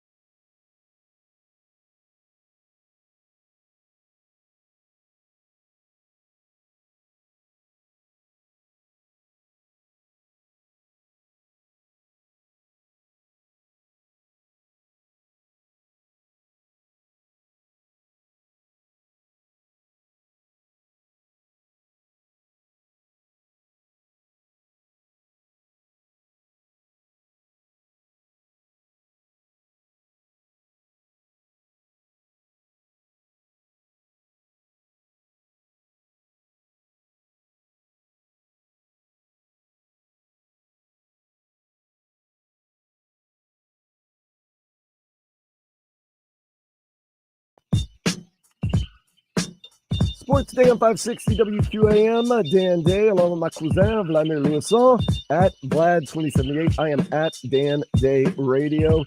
Keeping an eye on all this basketball action. It's so cool. Wisconsin, Michigan State, neck and neck in the semifinal of the Big Ten Championship. The SEC might end up sending like 14 teams to the NCAA tournament, maybe even more than that. Tennessee and Auburn doing battle in the semifinals. That's a 33-32 game with Auburn up by 1, and still early in the game nonetheless. Games have been fun. They have been fast. They've been furious, and they're going to continue to be very, very entertaining. Memphis and Tulane play at 3 o'clock. Michigan, Maryland, Dusty May, formerly of FAU, having a really good year over there. Michigan, they're showing the win differential from last year and how it's one of the largest jumps in a major conference ever. So Dusty May got that program in the right direction. They're number 22 in the nation, and they're going to make the NCAA tournament. That's a good story. Alabama, Florida in another SEC game. I don't like either of those schools, so good for them. Arizona and Houston, Big 12 championship game, 6 o'clock. That's going to be dope. Boise State, Colorado State, Mountain West championship. St. John. Remember when I tried to write off Rick Pitino? Yeah, you try to write off my boy Rick. Well, Rick came back with that Boss Hog suit and was like, none of that. He's literally, I think, lost one game since. They're 29-4 this year. Listen, So there's just some people, they're really good at what they've been doing for the majority of their life. that's true. Coaching basketball is Rick Pitino's mission in life. He's done it everywhere. He's really, and he loves it. He's really good. Providence. Boom. Did he go? Providence, Knicks, Then he went to Kentucky. Boston. No, he's not Kentucky? No, Kentucky, then Boston. Because remember, he took all the Kentucky players to Boston. Okay, so yeah, it was Providence, Knicks, Yes, Kentucky, Boston, Then- Louisville. No. He came back to like Iona or something. No, like he that. went to Louisville. Okay, so he went to Louisville. That's when he got in those transgressions. That's when he got into the transgression. Then he went to Iona. They became good all of a sudden. Yeah. College basketball. And St. John's, I was like, come on, man. St. John's hadn't been irrelevant since Chris Mullins, man. Or what was his name? Mike Jarvis. It's been a while since Ron Artest and Mike Jarvis was there. Don't try to go with the Luke Carnesecca and Rick Pitino. I'm trying to go with Yeah, my you other ain't guy, got to go. You Felipe don't got to go Lopez, 40 man. years. Felipe Lopez. Yeah, no, that's okay. That was 90. No, Ron 96. Artest came after that. Ron Artest. They No, were real yeah, good that that's year. during. Yeah, that was my. Dude, that's my childhood. But that he's was done it everywhere. my So high school era. He kind of called out all the players by name and really called them out after a game. I watched the game where they lost the lead at the end of the game, and the team said they can't close. That sounds familiar here. And I was like, dude, you lost that team. No team is going to play for a coach like that could choose them out. Came back, said, I talked to my wife. Maybe I didn't handle it well, but we're going to rebound and we're going to make it happen. Since then, they've been winning. I was like, goodness gracious. Shouldn't doubt a guy like Rick Pitino, man. What a run. And I mean, I'm cheering for St. John now, but you proved me wrong. You got me, man. I'm all in on that. So those games, keep it going right now. And that's pretty much what we got now. Basketball. A whole lot of fun tonight. We actually have a Heat game. We'll see how much basketball they play in that. They're taking on the Memphis Grizzlies, who have been solid this year, but they've also they've been a little up and down, losing some games here and there.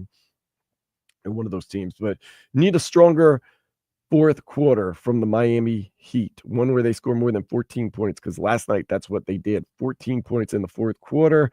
They lost to the Celtics 103-91. 6-game losing streak, season long, against Memphis tonight, 8 o'clock, 5:45, 6:45. We're going to get things going. Is that right? 6:45? 6:45 preheat, pregame, 7:30 is the network. Yeah, and then 8 o'clock. And 8 o'clock is Jax I was from gonna say, Memphis. I have to do some stuff here at the radio station. I was like, oh, wait, I might see the guys and girls that work the broadcast. But then I was like, oh, is it going to be that late? But they actually have to get here early to get everything started. So I'll probably see some of the team running around here. Tommy Tig, Alejandro Solana, all those guys. Panthers, they got a game tonight, too, on our sister station, 790 Radio Libre. They're going to be playing the Montreal Canadiens. That is going to be a 7 o'clock puck drop. So you can hear that once again, 790 Radio Libre. It's always my favorite. They're busting out like some Latin dance music and then live from Emirates Bank Arena. Oh, yeah. That's my favorite. Live from How jarring must that be? Like you're live from the Watsco Center here in campus of University of Miami. It's Miami Hurricanes basketball. You're just this cute little abuela on your front porch. Maybe you're cooking dinner, relaxing for a minute, drinking some sweet tea, and all of a sudden, and the Panthers are taking on the Montreal Canadiens. It's like, whoa, that'd be jarring, lad. Absolutely would be jarring. Not what you're expecting to hear. Did I ever tell you? And I'm going to put this out there, and maybe you and I actually can work at doing this. I want to make up, I guess it's a podcast now because they've never let me do this at this radio station, a show called Hip Hop Hallelujah, where either we play hip hop songs, but in between we talk religion and gospel. You with me on this so far? So you'll come out like a dirty song and be like, good Lord, just bless us today with this, and this, and this, and reading Bible passages. So what? But the other part of it. So what? So you're playing like Meg Thee Stallion, WAP? Yeah, playing, coming out of WAP and just talking God. Here's my other idea for hip hop hallelujah: religious hip hop music, but we cuss like sailors between each song. I think I got something. You don't think? I'm not even responding. It's more of a joke than anything. I get the joke. I'm just trying to find where the joke is.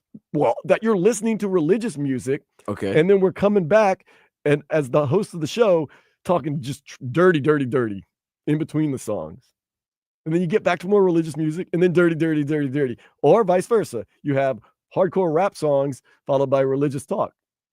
Like, I'm not talking about, we wouldn't talk for 30 I like minutes. to say, I guess the second version would be better, I guess. We'll flesh it out. It needs more. I see where you're going with it. It's a contradiction of itself. I get it. I like it. I see it, but it's still more developing. That has to be power behind it. Needs more development. Who can we get behind it? Who can we add as a third member that has more cred than maybe me to really like kind of hit home? Moneybag Yo? Would you like Moneybag Yo? What about, what's his name? Something the Plug? Who? Benny, what are you talking about? I need a rapper, man.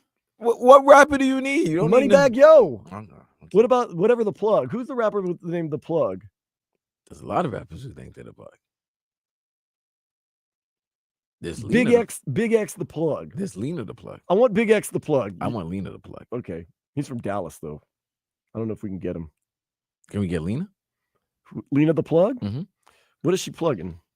Mm-hmm. Man, there's videos and pictures of her. There's videos of her. Whoa, her old man is not who I thought it would be. You know who her old man is? No, I don't. Yeah, you do. Wait. She seems to be stretching and hanging out with a lot of different guys. Yeah. And her husband does interviews. Wait, so is her husband the tattooed up guy? Yeah. Okay. Adam. Okay. So who is this other large gentleman that's stretching her out in the video that I'm watching right now? Her co-star. Oh. I don't know. You should be watching on these videos, on these cameras. It's for work. Don't worry about it. Oh, okay. Whoa. Okay. Man, I just didn't know about that world so much. You didn't know about Adam 22? No. Oh man, I'm shocked. So she's married, or she's in a relationship. Open, I guess. I hope. I mean, obviously it's open because she has a co-star that she also shares certain types of relationshipal duties. Well, he's opening her. I mean, both guys look like they're very well-built men, but the other guy is very large and in charge. Okay, let's get back to sports. Let's get back to the sporting world that we know more about. Dolphins signed Seahawks Pharaoh Brown. He's going to be a backup tight end. And they re-signed Liam Eichenberg. Those are the big offseason moves for your Dolphins. Yet, we're supposed to believe that they're going to do better. Like, what are they doing, bro? What are they doing? Are they waiting for money? Let me ask you this. Are they waiting for more money to be available like they were last year? I think they got. Are they waiting for like a June 1st post designation? Hey, Chris Greer, you're on the hot seat. I don't think you should be slow rolling right now. Like, we'll get to it. We got like last year. Are you worried about the offensive line? Seems like you guys are more worried about the offensive line than we are. It's like, yo, Chris, you gonna make some moves in this? Oh, we'll get to it. It's availability, every day, less and less on the market. You seem to be worried about it. You seem like you need to be more worried about it. Do I have to suffer through another season like we did last year? I know some people say, around 500, that's not suffering. Wasn't fun. Speaking of having problems in the fourth quarter, I saw Tim Boyle throw a pass to a cameraman, Vlad. Are you talking about that game against Indy? He threw a pass to the cameraman, yeah. You talking about the pivotal fourth down where they needed a catch to continue to drive and possibly win the game? Possibly sneak out a game in Indianapolis. And he threw it to the cameraman. That's the best play you could draw up, Mike McDaniel. Tim Boyle on a quick rollout slot. The pass literally hit a boom mic operator, I think.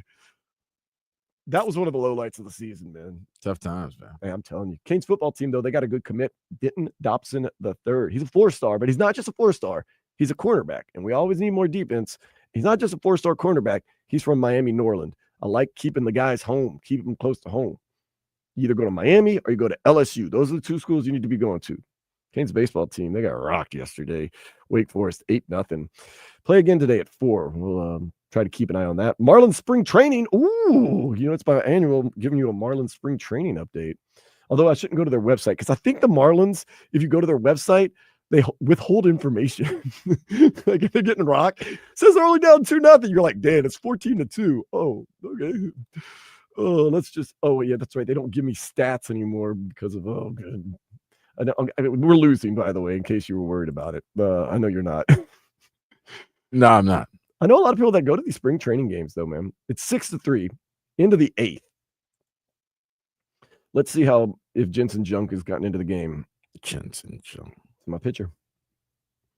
We're going to get into the lineup later on, too, just to kind of what? Kind of see. Oh, Sandy Alcantara pitched today, Vlad. Yes, I know.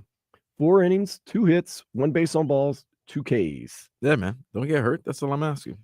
We need you. Yeah, they need you on the Yankees. Man, we need the bubblegum machine and money that you're going to send us for them. Yeah, we're going to give you we'll send you Sandy. We'll give up like 2 cartons of Gatorade, 1993 Tops Ben McDonald 1993 Tops rookie card. I got that. So we're gonna send you 20 grand and 2 dozen boxes of sunflower seeds and bubble yum. We're gonna empty out the vending machine and put it all in the box and send it to you. You good with that, Peter Bendix? Yeah, sure. Well, no. We got to build this farm system. So if you could send us your 18th best prospect, that's 31 years old. We'll take that too. Yep. Can't wait, Vlad. You're probably going to opening day too. I am going to opening day. I'm covering the game. Oh, good. I like the fact when you hear they're like, oh man, it's going to be a game for the ages. Sandy Alcantara's long-awaited return. Paul Skeens on the mound. Cy Young retired on this day in 1912, by the way. Really? Yeah. And then they're like, and then Luis Fonsi and Flo Rida will perform after. Dan Marino will throw out the first pitch. Like, how's the game going to go? Can never tell in baseball, though. Can always tell that Lionel Messi and Luis Suarez will get a goal. That's what they did. 2-0 over Jamaica's Cavalier FC the other day. They had a round of 8. Guess who they get in the CONCACAF Champions Cup? Round of 8? Quarterfinals. Oh, the quarterfinals. Right. Yep. Okay. Columbus Crew. LAFC. Really? Yeah. That's going to not be easy. That's not easy. No, but that game in LA, that's going to be huge. That's going to be a hot ticket. Yeah, that's going to be a hot ticket. Especially it's in a tournament and it's in the round of 8. With a lot on the line. Messi, Suarez playing. Southern California. Beautiful stadium. Yeah, man. Yeah, that's wow. That's Atlanta United, though, they're their next opponent tomorrow night, 7:00 MLS play. Miami Open tennis. Is that here or in Atlanta? I want to say it's in Atlanta. Okay. It's in Atlanta. Yeah, tomorrow, 7:00. So I'm guessing they're going to play at on Apple. They're going to play at Mercedes-Benz Stadium. Yes. Yeah, Because Atlanta doesn't have a problem selling out that stadium, but with Messi, definitely doesn't with have a or problem. without Messi, they don't have a problem Right. selling out the They stadium. do well there. That's the But he one- doesn't like playing on that turf. Oh yeah, he doesn't like the turf. I forgot about that. And you can't really blame him because he plays basically been playing soccer year round every day of his life for the past 30 years. So yeah, well, sit this one out, Messi. It's okay. We'll be okay. That's funny. We'll be okay. Luis Suarez supposedly has no knees and he's balling like nobody's business. I love it. Miami Open tennis tournament begins tomorrow, and of course, college basketball continues today. With that being said, let's continue on to the day spa. A gator was blocking a sidewalk in Bradenton, Florida. So the pizza delivery guy wasn't risking life and limb to deliver the pizza. A police officer stepped in and delivered the pizza for him. All right, shout out to 5-0 on that. I don't like that, man. Nah, give it a shout out to 5-0 for one.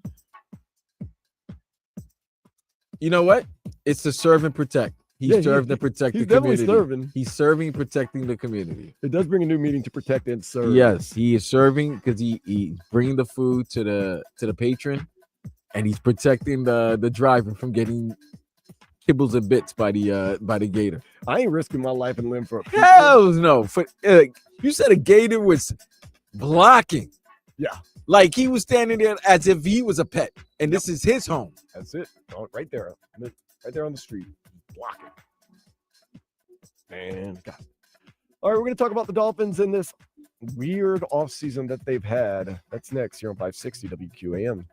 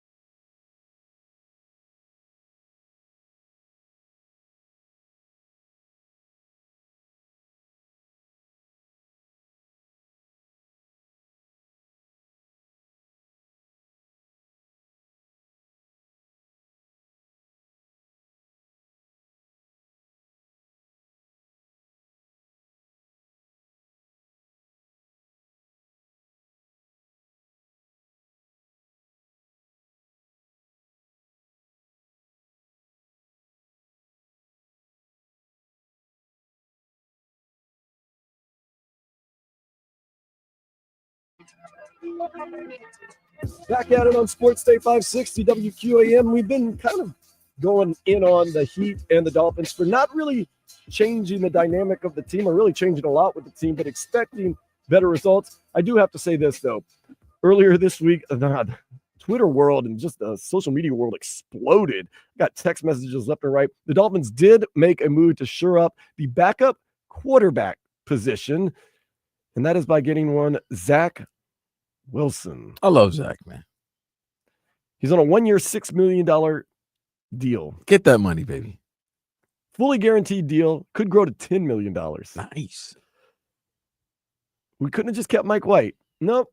Y'all just love our hand-me-downs. Y'all love our second fiddles, man. Okay, so I'm trying to debate whether I like this move or I don't like this move. I know, of course, time will tell. You're not going to like the move because he's a jet quarterback. I watched that game where the guy got beat 30-0. I was at that game. His internal timing was some of the worst internal timing that I've ever seen. Oh, man. But I'm talking about the high school level. But here's the theory. Let's go. Sam Darnold. Left for dead, but Geno Smith. Raider.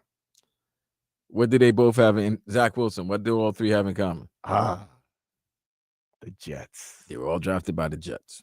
So if you want to go by the fact that maybe they didn't have now remember, this is different personnel, different coaches. So maybe it's just the stench of the Jets that was just bad on them. Maybe. But what I would say is, Sam Darnold also went to Carolina. He didn't play that well. Geno Smith went to the Giants after that. He didn't play that well. They had to find a actual quarterback guru.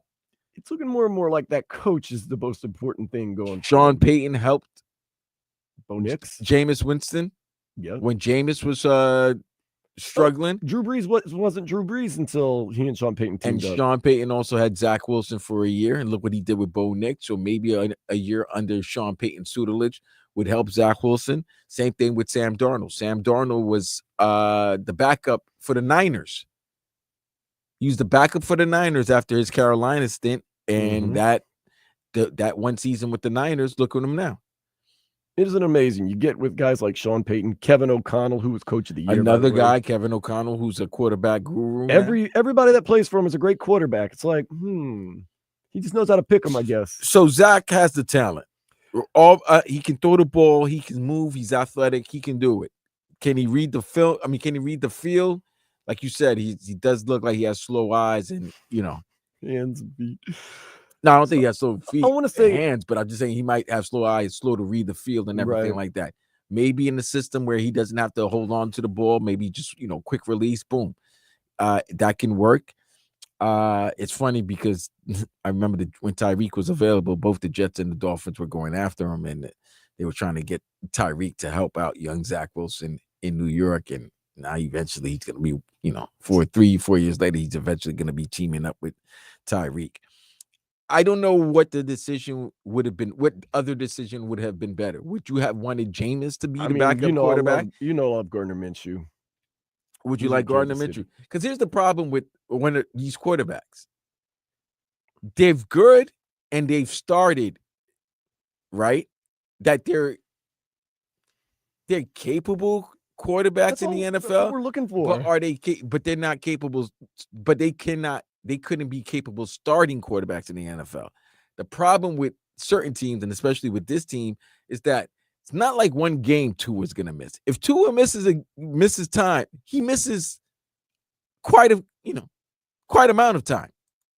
So if it's a game, I don't think you're upset with Zach Wilson if it's a game. But if it's 4 to 5 games, that 4 to 5 game stretch could be the determining factor in seeding or even winning a division. Yeah, I think you have reasons to be concerned. Try to be positive about this. He was a number 2 overall pick. Yeah, but that draft stunk. Right. Well, I'm just even saying. The best even the top player in that draft, he hasn't really lived up to his expectations. Trevor Lawrence? Yeah. But nonetheless, you're looking at the bright side. Number 2 overall pick. Obviously, teams saw something in him. You're hoping kind of like Tua, get him with Mike McDaniel, get a guru of offense, get him into the system. And at the same time, you don't need him to carry your team. It's like their song, I'm not here for a long time. I'm here for a good time. Get us a win here and there. If Tua goes down for 2 games, play good for 2 games, maybe get split 1-1. Be serviceable. That's not asking too much, hopefully. And maybe you can unlock something in Zach Wilson. He can get you through the tough times. You can do good. With that being said, going into the draft, I thought he was going to be a bust. I said it many times. I watched him, like I said, at that Jets game when they came and got beat 30-0. He had no internal clock and sometimes didn't even know, like he knew he was playing a football game. There's a reason why he hasn't played very much in this league or not very well in this league. Is probably because he's not all that good. So I'm torn. And you signed him. I'm torn, yeah. He's been healthy though. When you don't play, it's easy to be healthy, I guess. He was really bad, man. I don't know. I can tell you right now, man, I can't wait for it to happen. So Zach starts playing well. Tua goes down for a game or two. And Zach goes crazy. Those for like He's got a 350. I've seen him. I've seen his arm. I'm not knocking that. Throw for 350, 4 touchdowns. You see 80-yard bomb, but not the 80-yard bombs you've been seeing here. I'm talking about like he's throwing the ball deep and the receiver's catching it. South Florida is gonna fall in love, and all the Tua haters are gonna be like, "Oh, Zach Wilson should be it," and all the 40-year-old beautiful ladies of South Florida going crazy. Well, he was dating a girl that was on the was it The Bachelorette? Her name's Nicolette Delano. He's engaged, by the way. Okay, but the fact of the matter is, she was Bachelorette. He was Bachelorette trip. Okay, no. He is engaged to Nicolette Delano. Yeah. So, but she was on a Bachelorette trip when he got signed the contract. She's 23. Okay. Wait, she was on a Bachelorette trip when he signed the contract? Yeah.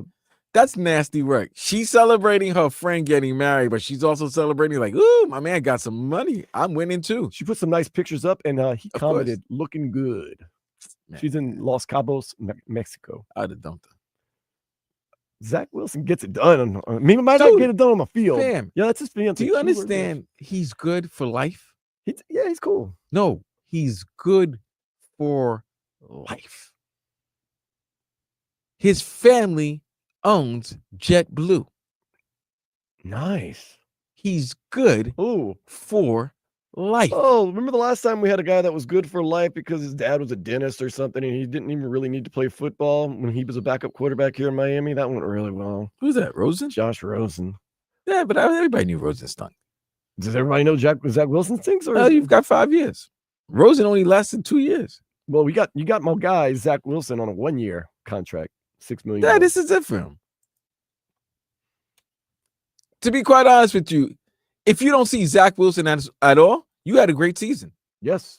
That was the same thing with Mike White. Mike White was a great backup quarterback when he didn't play. Y'all love our hand-me-downs, man. You got Mike White for $4 million, 2 years, $4 million each. And then you signed Zach Wilson for 1 more. year, 6, yeah. So you're saying Zach Wilson's better than Mike White? You love our hand-me-downs. Tim Boyle. Why? Zach Wilson. Why? Tim Boyle, that's still... Mike White, Mikey Blanco from the Pines. Though, maybe with Zach Wilson, and he does have great arm strength and stuff. He does have some skill.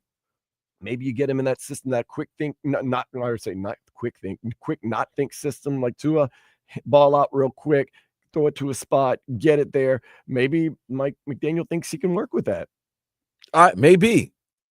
And if you can only work, and if he only has to work maybe 3 games this year, that'd be pretty nice too. I'm talking about regular season games. Well, that'd be awesome if he plays on all the preseason games, and then we don't probably see him for a year. But that's probably not going to happen.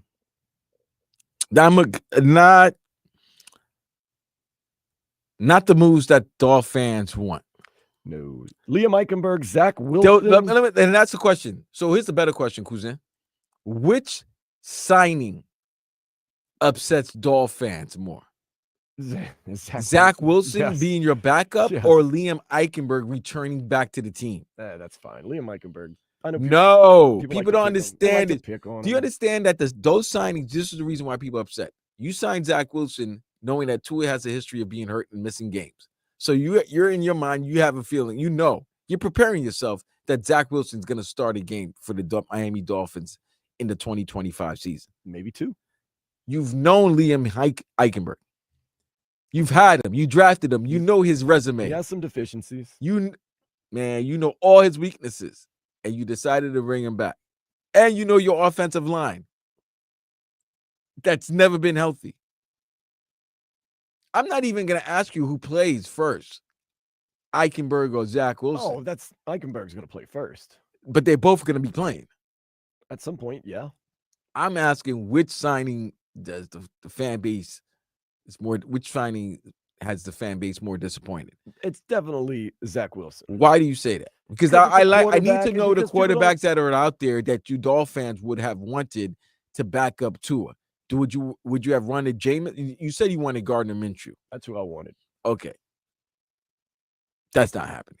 No, well, he already signed with the Kansas City Chiefs for a year. Yeah, he wants to win the title. Jameis, do you want Jameis? Because Jameis is like his next. He's already got media. He's got media on his mind. I also want Jameis Winston. Okay. Even though, so you're good with Jameis. Yes. So you would have been good with anybody else? Daniel Jones. Yeah, I've been fine with McCorkle Jones. I'd have been fine with that guy too. Look, why? Because the question I'm asking you is, why is it? Because these guys have quarterback experience. Same thing as Zach Wilson. They have starting quarterback experience. Same thing as Zach Wilson. I'm just more confident they come in 1 or 2 game pinch and possibly win a game, possibly lead the team,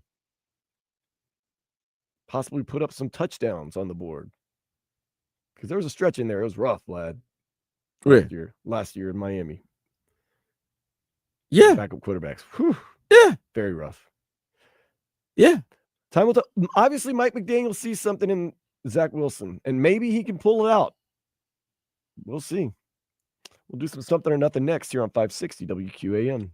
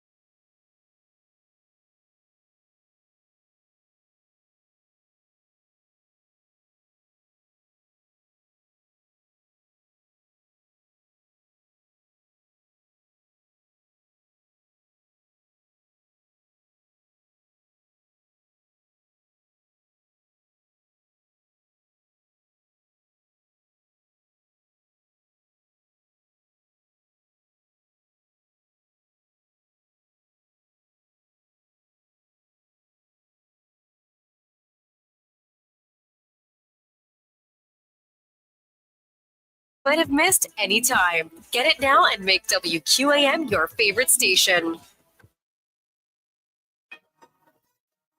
Yeah, playing, but I can adapt. Not playing with you right now. That's my Cajun mother, Big Lynn, would say, it's something or nothing. Glad you're going to decide whether it's something or nothing. Also, she says Monday, Tuesday, Wednesday, Thursday, Friday, lundi, mardi, mercredi, jeudi, vendredi, samedi, dimanche. You guys you guys who don't know, you just got the Monday, Tuesday, Wednesday, Thursday, Friday, Saturday, Sunday in Creole. That's all it is. That's all it is. Dimanche. I always like the way people say it too. Dimanche. And by the way, you know that all the languages like you could tell. Like I knew what Domingo was. I was like, that's Sunday. Yeah, because they're both romantic languages. They're all the same. Yeah, they're just variations of each other. They're just variations. So I just pretty like much speaking French around people that speak Spanish, and they're always like, oh, okay, yeah. I get it. I don't know what you're saying, but okay, yeah. All right, let's do this one in English. NBA looking into Oklahoma City. OKC. Oklahoma City? That's right. Yeah. Yeah, you're right. OKC sitting all 5 starters against Portland the other day on March 7th. Something or nothing. It's nothing. They won the game. They still won the game. They won the game. What are you gonna do? You're gonna fine me for me not playing my starters, and I still won the game? Yeah. I still showed the effort. What is it then? They're trying to get viewer value out of the game. Ain't no viewer value. Ain't no viewer value. No one's going. They've been trying. They've been trying. Listen, the league needs to realize, and I like the 82 games. Yeah, because if I'm the owner, I want to get as many 7 extra games as I can. But maybe it is time to start to lessen the schedule. They're still going to sit out a certain amount of games. Either lessen the schedule or lengthen the schedule and make sure there's no more back-to-backs. Have everybody have a day off in between games. Yeah. That way you're guaranteed, you're at least giving the product the best option of producing their best self. There's no answer. There's no answer. Because what I'd say is you can dock people for not playing, but then the PA would never allow that, because what if you're really hurt? And you can't just dock somebody for not playing. Like the PA wouldn't allow that. So no.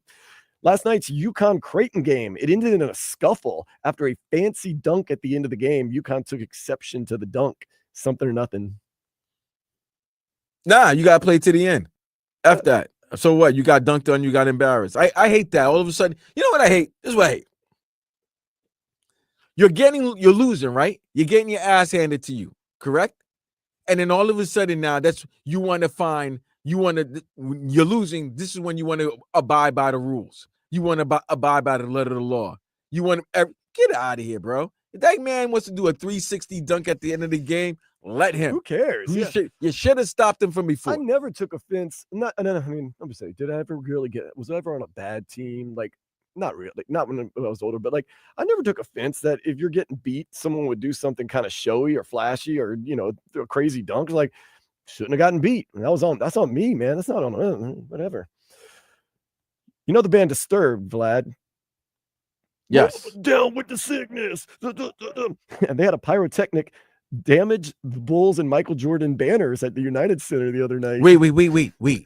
Disturbed was performing at the United Center. And what, their pyro got to the banners?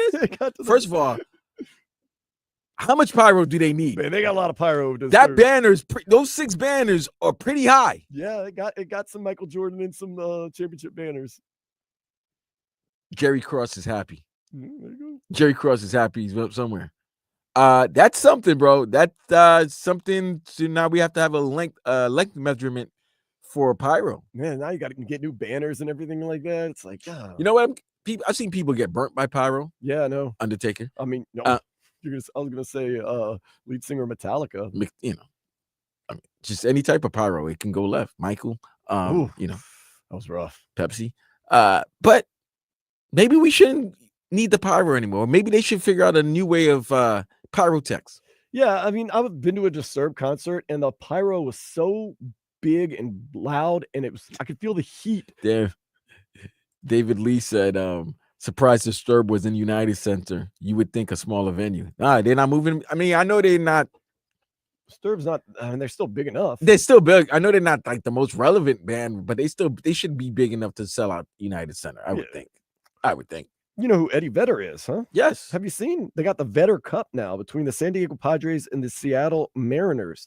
So whoever wins the regular season series between those two teams will get the Vedder Cup. Now, if there's a tie in the games, it will go to run difference. If not run difference, whoever had the fastest exit velocity. Hey, man. Yeah, there's a lot of things tiebreaker. Nah, you see, I was all with it until you started. There was more details. I don't want to mess with it. First of all, is this in spring training or during the regular season? Regular season, man. This is the real thing. So there's no ties in the regular season. No, but if the games are what I'm saying tied, like if they play 12 games and 6 for each team. Okay, I got you. Oh, if they're tied after the series culmination, series, yeah. Yes, I got it. So then they would go run difference, and then if the run difference is the exact same, then it goes to whoever had the fastest exit velocity on a hit, whatever team. That's weird. I think they're just trying to. Yeah, they're trying. How about the team that hit the most home runs? Yeah, you could do that too. I don't know. Eddie Vedder's a baseball fan, man. What can you do? Pearl Jam. Do something. You know who Gene Simmons is, right? Yeah, the Kiss. Where are we going? We're doing a lot of bands here. What's going on? It's a heavy band day news. Gene Simmons went on LA's Fox 11. He gave the weather while telling jokes, and he freestyle rapped the local news. Is that something or nothing? It might have been. Yeah, I would have watched it. It might have been something funny. I mean, if I was watching, no, I'd be Fox like, 11. Oh, yeah, Fox Shout 11. out to the Fox affiliate in LA. I just want to see him freestyle rapping the news, man. Who cares about weather? I hope he didn't point at the clouds with his tongue. He may have, man. You never know with him. Virginia woman, she gets permission to build a huge bunker under her house despite her neighbors not wanting her to. Is that something or nothing? It's her land. She can do whatever she wants. Do you have a bunker person? No. Do I have a person? Yeah. I do have a person. So if things get crazy, you got a bunker. Yeah. I got no bunker person. Yeah. My boy put me onto it, and I looked at him like he was crazy, and then it was like something happened. I was like, you might have a point. During COVID, there was a lot of people that went bunker crazy. It was actually a upward trend of bunkers during COVID. I really thought at one point, the world was going crazy, but maybe this was the zombie apocalypse we always hear about. Like you catch this COVID, the corona virus, and then you become a zombie, and then they're gonna be like you and I. Walking Dead. Yeah, you and I are gonna have to band together with some other non-zombie people and run around, but got through it. An antique Ghostbusters ambulance recently made a drive 3,200 miles from Hollywood to Hollywood, California to Hollywood, Florida. Is that something or nothing? Hollywood to Hollywood. It's the by Ghostbusters boat? ambulance. Oh, by Ghostbusters ambulance. Yeah. Man, I mean, I guess it's something for people who have plenty of time on their hand to do. Well, they're doing it for charity, so still, that's still a lot. We talked about this earlier, Vlad, how, like the guy had the turtle up his butt or in his pants trying to distract the TSA from what he was really trying to smuggle. Oh, yeah, the turtle snap. Well, some teens in Tennessee, they used a python to distract a worker and rob a gas station. Is that something or nothing? They used a what? Python. They were showing the python where they were like stealing like cigarettes and they were using it as a distraction. Yeah, that's absolutely good. Exactly. It's good. Yeah. It's something. It's something, all right. It's something to distract. Last but not least, Vlad, I saved this one for last. Scientists find out that highly poisonous octopuses poison females before having sex with them to avoid being eaten by the females after mating. Something or nothing. All right. So you got poison tentacles. So you stun old girl a little bit. So you stun her with some poison. The male octopus stuns them. Doesn't want to hear any of her ridiculousness and her just octopus. It's worse than ridiculous. So what they do after they have because basically she kills them. Yeah, she eats you. Right. So I ain't gonna go out like that. Yeah, you use what you have at your discretion. Octopus, male octopus really live the life. They really live the life. It's not cool. Like, you make some octopus loving, and then all of a sudden you're gonna die. That's like my TV show in reverse. Yeah, I know. But so what you're saying is that the male octopus, So homeboy slides up on. Oh, she girl, slides up on poison her, poisons her, do the deed. does the deed, and gets the hell out of there because he knows that if she weren't like kind of wonky, she'd eat him. Not bad. Damn, he LD'd her. You got to dose him sometimes, man. Like it's for your own survival. The octopuses are smart. I ain't gonna lie, that's a new meaning from LD from the back now. That's a whole different meaning for LD from the I back. mean, you're kind of taking advantage of her a little bit because When the octopus gives you a tentacle, it's over. That's it, man. He poisoned her. Poison them, yes, so they can get away. I don't knock it. Oh no, no, it's called survival, man. Nah, pretty much. I got you before you get me. Yeah, they don't kill the females. They just poison them. They make them wonky and sick. Oh, they don't die. No, they don't. Die. You see, they trying to kill him. Yeah, he just like put you on the injured reserve for a little wine bit. and dine you a little bit. That's just the octopus's way of whining and dining. Nah. That's something. Though. Nah, that's something. I'm Good. proud. Shout out to the male octopus. Stay alive. Staying alive. Stay alive. There's more of them than you guys.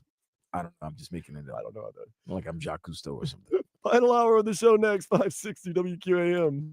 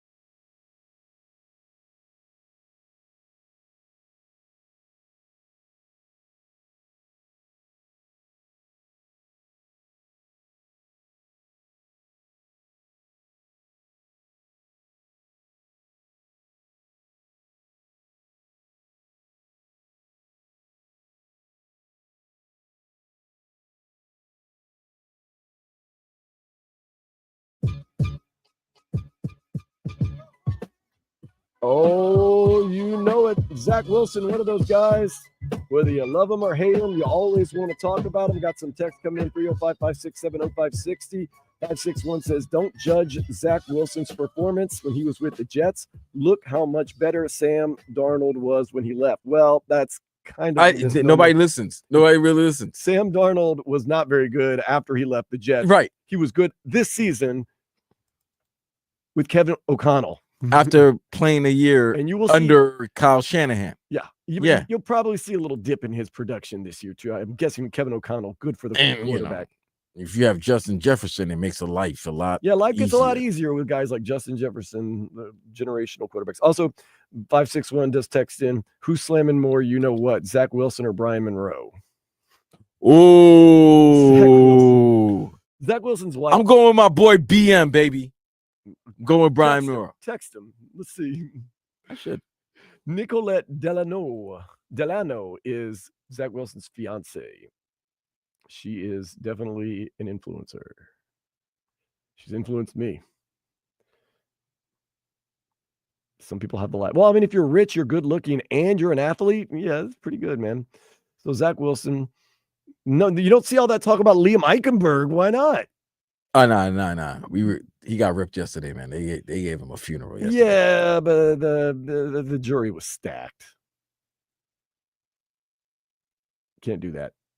So let's see. We got RVA Richie text in. Female eat males' heads. They'll be able to devour your ass. What? Praying mantises? Yeah, praying mantises are famous for eating their mates. I wonder how that goes. Like, how did that become like a survival technique or whatnot? Like, maybe the males would eat the babies, so they don't want the competition. So the woman eats the male to beat him to that. If you didn't know, we're talking about octopuses. Male octopuses sometimes poison the female octopus because they want to make a quick getaway and not have the female octopus eat them after mating. Wait, why did she eat the male again? I don't know. I was trying to figure that out. No, you ain't gonna take like my energy, my nutrients, and then kill me after that. I was thinking, yeah, maybe they use so much energy they need that, or maybe the male. No. I know some male animals, they will eat babies because they don't want the competition. So maybe it's a way to get to them before they. I ain't gonna lie. Lions are crazy. Man, I don't mess with that, bro. Lions are wild. Like lions be killing like nephews and this is my territory. Even like kitty cats, man. Like kitty cats, you got to be careful. You can't let the male around the kittens because then we're getting off the subject. Let's get even more off the subject. St. Patrick's Day is coming up Monday. Vlad, do you have any big St. Patrick's Day plans? I was out at. I'm gonna drink a lot of Heineken. Ah, that's always good. That's good. Green. It's in the green bottle. It's in a green bottle. I don't have to drink green beer. Let me tell you this. I don't like any of that BS. All right. Let me tell you this. Don't put no damn green dye in my beer. I'll smack fire out you. I like my beer the way it's supposed to look like. That's what was so funny. It's like supposed to look like beer. Put green coloring in there. Last year, Vlad and I were guests over at Duffy's Implantation for the St. Patrick's Day celebration, and the Heineken draft was green, and Vlad had to switch to bottles because it's just too much, man. Brian Monroe responded. Oh, no. I asked Brian, the listeners want to know who's getting more fun time. More fun time, you or Zach Wilson? Brian responds, well, seeing how he is engaged, it should be me. Okay. Yeah, my guy. Now, we know Zach Wilson's not always been the one for monogamy in his life, though. So, knocking him down. That's it. Left and right. Just like me at Duffy's with beer. Knock him down. So I had a guy. His name is James Cagney, actually. I'm not joking. Really? Yeah. Nah, EBS. It's his real name, bro. Listener loves the show, asked about you and everything. He came up and saying they're having all types of parties. It's not St. Patrick's Day in some parts of the country is huge. Not so much here in Miami, but man, it's huge. So I think I'm going to be, unfortunately, we can't go back and have a fun time at Duffy's on Monday. I'm going to be at Funky Buddha. So I'm going to be doing my regular work, but St. Patrick's Day, always a good time. And always a lot of people out partying, man, partying. Like New York, St. Patrick's Day, they got to shut down schools and stuff like that for St. Patrick's Day. Yeah, pretty much. Anywhere with a large Irish population, rightfully so, you would have that. So I usually go to a neighborhood bar and pick up some corned beef and cabbage. What stinks is that it's on a Monday this year. Yeah, no, and that's the thing. I was asking Sean, the general manager at Duffy's, like, what do you expect? He's like, man, it hasn't been, St. Patrick's Day hasn't been on a Sunday in like 10 years almost. He's like, I don't know. I would think it's going to be an early crowd, like a happy hour crowd, maybe till like 7 or 8. Then people will go home because they just can't. No, because I usually like it when it's like towards the end of the week. Well, yeah. So like while you're watching the NCAA tournament and it's St. Patty's Day, so it's like it's perfect. But it's on Monday. Like think about it. You're coming off the weekends and you're going right straight into a festive day. Yeah.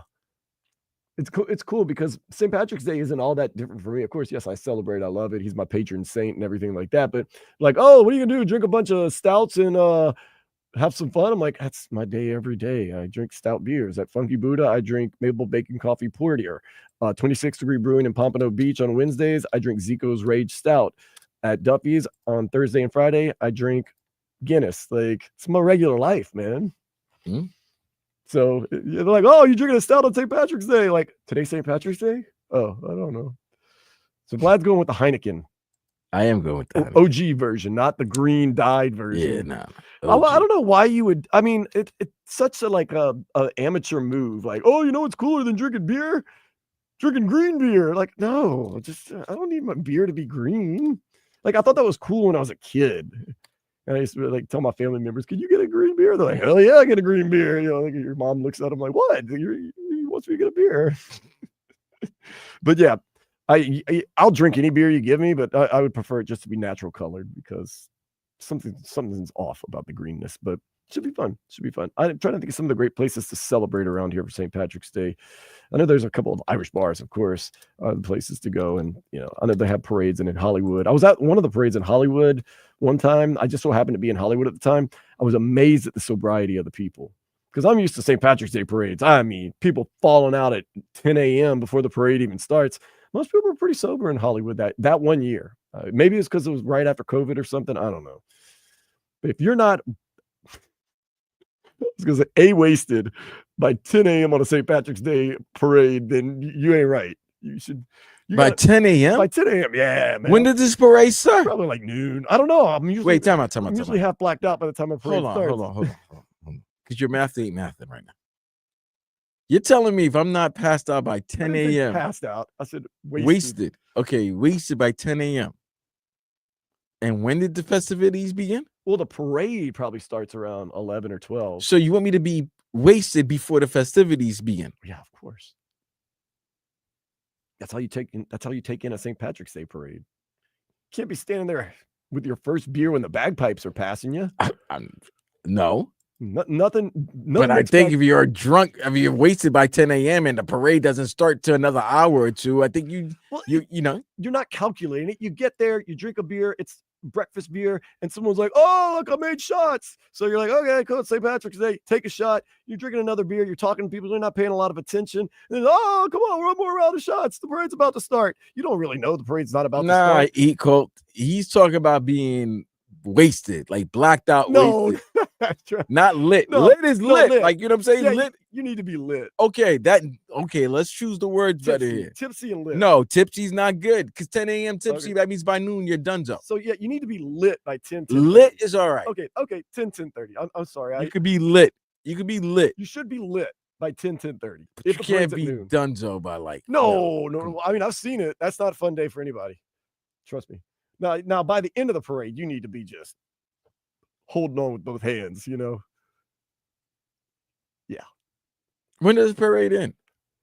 But if you're partying this early, you do have time. You do a nap, man. You do have a time for a nap. No, you have to nap. There's no way. You have to nap. So let's say you're lit by 10. You're drunk midway through the parade. You're drunk by noon. And then by the time the parade begins, you're drunk. The parade probably ends around like 1:30. You're definitely. What kind of parade is it you have? A 90-minute parade? An hour and a half parade? I don't know. I don't know. I'm drunk. I'm trying to figure it all out. So, okay, whatever. Whenever the parade ends, you either have the option of going to the bar and getting more drinks and possibly some food, or just going home and taking a nap, or going to the bar, getting some food, drinks, and going and take a nap. There is a way for you to continue. The nap? No. It's too much. It's St. Patrick's Day. Well, that's what take a nap. Just take a nap. I mean, I'm just saying. I know. There's probably a guy named Patrick at some stall that's probably, Some of that maybe even goes on before the parade. I don't know. That's wild. You should do what you do for these parades, for whatever St. Patrick's Day might hold. I'm down for whatever. I'm down for the Heat actually scoring more than 14 points in the fourth quarter. That's what they did last night as they fell to the Boston Celtics, speaking of St. Patrick's Day, 103-91. They look to end a 6-game losing streak tonight in Memphis as they face the Grizzlies at 8. Now, I will say this. Monday, that's St. Patty's Day parade and then go straight to the Knicks Heat game. That'd be fine. It's a big day. That's a big day. That's a big day. You definitely going to have to take a nap for that. I mean, maybe when I was 24 or 21, I could have done it, but now I'd have to pick and choose. But that's going to be a fire crowd probably because everybody's going to be pretty loaded in the Garden. You know what? I should have done this. Thinking about it, I should have done a Calle Ocho St. Patty's Day back-to-back celebration. I might go to Calle Ocho tonight, Cafe La Trova, if you're listening. But like a real the bar. Celebrating Calle Ocho on Calle Ocho because next year, Calle Ocho is on March 8th. I mean, it's on Sunday next year. Oh. Like, we literally could do the show from Calle Ocho next year. If they would only let us. If they would only let us do it. I mean, I'd do it from anywhere. I want to do it from Inter Miami. I want to do it from under a bridge near Club 11. I don't know, I actually might be, what club? Oh, I might actually be going to Live. The golf club or the actual nightclub? No, the nightclub. I'm getting into some weird things. Why are you going to Live, Dan? I'm getting into some weird things, dude. I might go see Sophie Tucker at Live next month. Who's this Sophie Tucker? It's a kind of an EDM dance band. I'm going to see A-Track at Zay Zay. That's EDM for sure. And then J Balvin next week. Can we do the concert? Can we do the show from the Kaseya Center? Nah, the J Balvin concert is going to be lit. On a Saturday night at Kaseya Center? Yeah, buddy. I might be going to Live. And then, I'm supposed to see some other band. Some band. I don't even know. Some Colombian band. That's at Hard Rock Live. So you're look at that. I'm happy that you have a lot of plans for the spring and summer, considering the Miami Heat won't be won't be part of it because they're on a 6-game losing streak and they have a game tonight against Memphis after losing last night. But you're just recency biased. What do you mean? Spo and Pat Riley will figure this thing out and make a run. When? I didn't say when. I just said they will. You said you tell me I know. I'm asking you when. Because you have a recency bias. What are you talking about? The last 2 years? Well played. I was gonna say just because they've lost 6 games in a row, you gave me a larger sample size. Yeah. Well, one of those years they went all the way to the finals. No, they didn't. So maybe they'll go halfway. I'm saying the last 2 years. I'm talking about last season and this season. Oh, well, in that case. Well, Jimmy Butler got hurt. Jimmy no longer here. Oh, yeah, that's right. I forgot that he plays with Golden State. They're coming to the town the 25th. Everybody's been asking me for tickets. I told them, yeah. So, they're about to play Memphis tonight. Who returned Jaren Jackson Jr., who's going to tell Jaime that he's the real Triple J. Man. We got the battle of the Triple J. Last night, anytime Jason Tatum or Derek White got a switch off and Tyler Hero had to guard him. Oh, they were just eating him. They were barbecue chicken. Cooking him. Oh, man. I felt bad for him. I was like, they're like literally trying to scheme up a way to get Tyler Hero to guard them so they can just work him. Last time I see somebody get kicked like that was at El Padecon. Did you notice that last night? Yeah, yes, I noticed it last night. For some reason, I really was like in tune with the game. It was weird. I was really in tune to the game, even though I was, playing music. So yeah, like I'm doing other things, but I'm like, let me watch this game. I'm like, oh, it's close. I'm like, oh, Boston must have partied last night. Like, it's a Thursday night, St. Patrick. I mean, it's, spring break. Oh, these guys, this is probably the last time they could really like. Yeah, because they're about to lock in. Right, they're about to lock in soon for the playoff run. This might be their last time having a good time. Man, listen. Every time they went pick and roll, Jason Tatum saw Tyler or Duncan, and it was like he was licking his fingers like, ooh. It was obvious because whenever they got the ball, the rest of the Celtics went to like the corner. They all went. It was like it was a 1-4 set. It either ended in a basket or a foul. It seemed like it was a 1-4 set. No, basket, foul, or and one. I was like, oh, this is embarrassing, guys. Oh my God. That was rough, man. That was, and first of all, Tatum is so good at just going with the flow and getting his own shot. So he is one of the best at it. But at the same time, they were eating. You know who's pissing me off? Tyler Hero. I don't like Peyton Pritchard. Peyton Pritchard's a lot better player than I thought. He's a really good player, but I don't like He's him. that type of aggravating type. He's He's more annoying than Tyler McConnell, TJ McConnell. He's the guy that you love on your team, but you hate on everybody else. No. TJ McConnell's the guy that I love on my team, but hate if he was on the team. I just don't like Peyton Pritchard. He had 40 the other night. I know, God. but I don't like him. He's always been an antagonist. I don't like. Panthers got. He's annoying. Well, you're not the only person that thinks that. Panthers, they got one tonight in Montreal against the Canadiens. Les habitants. 7 o'clock. Les habitants, mother Canucks. Ooh. Canes baseball. They lost the 14th ranked Wake Forest 8-0. Dude, sports is just they play at 4. When what is the bright spot of football? They'll be all right. They got a huge. They didn't lose 3 in a row. Kent Dobson III, 4-star. Miami Norland. We were 9-0, and then we lost 3 in a row. Marlins continue spring training today against the Astros, and the opening day is the 27th against the Pirates. Inter Miami, no game today. It's tomorrow at 7 against Atlanta United. Miami Tennis Open opens up tomorrow. It'll be going on for 2 weeks, and college basketball just keeps on rolling on. Wisconsin, a lot of big stars in that tournament. Wisconsin has beaten Michigan State to go to the Big Ten. Oh, damn it. Really Michigan State lose by 3. That's perfect. Yeah, they'll get rested up. They get rested up for the tournament. They're a Final Four team. They know what they got. With that being said, we know what we got right now. Let's take a step into the day spa. Chinese restaurant chain that's actually in China. It's called Heat Dolphins. Wait, what? Heat Dolphins. Heat Dolphins? It is refunding thousands of dollars to customers after a video went viral of a customer urinating into a hot pot. Special wonton soup for you. It's just weird. Like, they didn't do anything wrong. No, they just made wonton soup. But like a customer did it and posted it online, and now they're paying back customers. Well, I mean, whatever pot. What if there was a lot of food that was used on that pot? Now I can't go to a hot pot restaurant. No, because that hot might be a different meaning for hot. Also, though, whoever did that urinating in the hot pot in China, the laws there are a little different than the United States. You might be in some, pardon the pun, hot water. That was hot, salty water. No, I don't know. I wouldn't know. Oh, from Juan Manuel Marquez. Oh, yeah. Yeah, you can replenish your body with your own urine. People do that. Mm-hmm. People do that for sure. Oof. We're gonna try to. Would you do that to survive? Yeah, I'd do anything to survive. Would you? But I don't. As nasty as it is, I wouldn't be upset with drinking my own. They say when you're so dehydrated that you're about to die, you would do anything for fluid. But I know what I put in my body. Glad. So if you've never been at that point where you're about to die of dehydration. The man said he would rather. Well, you've seen the 128 Hours movie. You cut off his own arm and drank sewer water, basically. I ain't drinking no sewer water, man. Kill me. Do what you got to do. Kill me. I'll drink my own urine. But I ain't drinking no sewer water. Your own is your own. The other people. I know what I put in my body. I know what's in my body. Yeah, so it's cool. It's your own. It's me and my own. I ain't drinking nothing. Okay, we're going to try to replenish this Marlins roster and also talk a little bit of Panthers next here on 560 WQAM.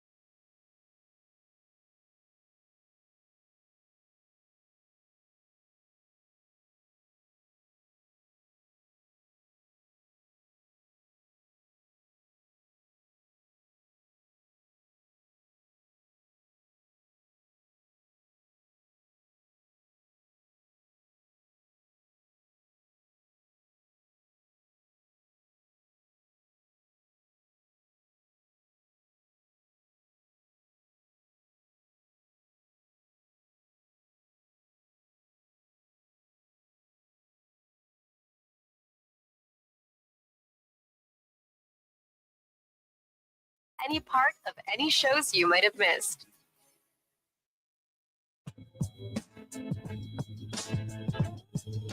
All right, so we know the Dolphins have not really made any moves this offseason yet.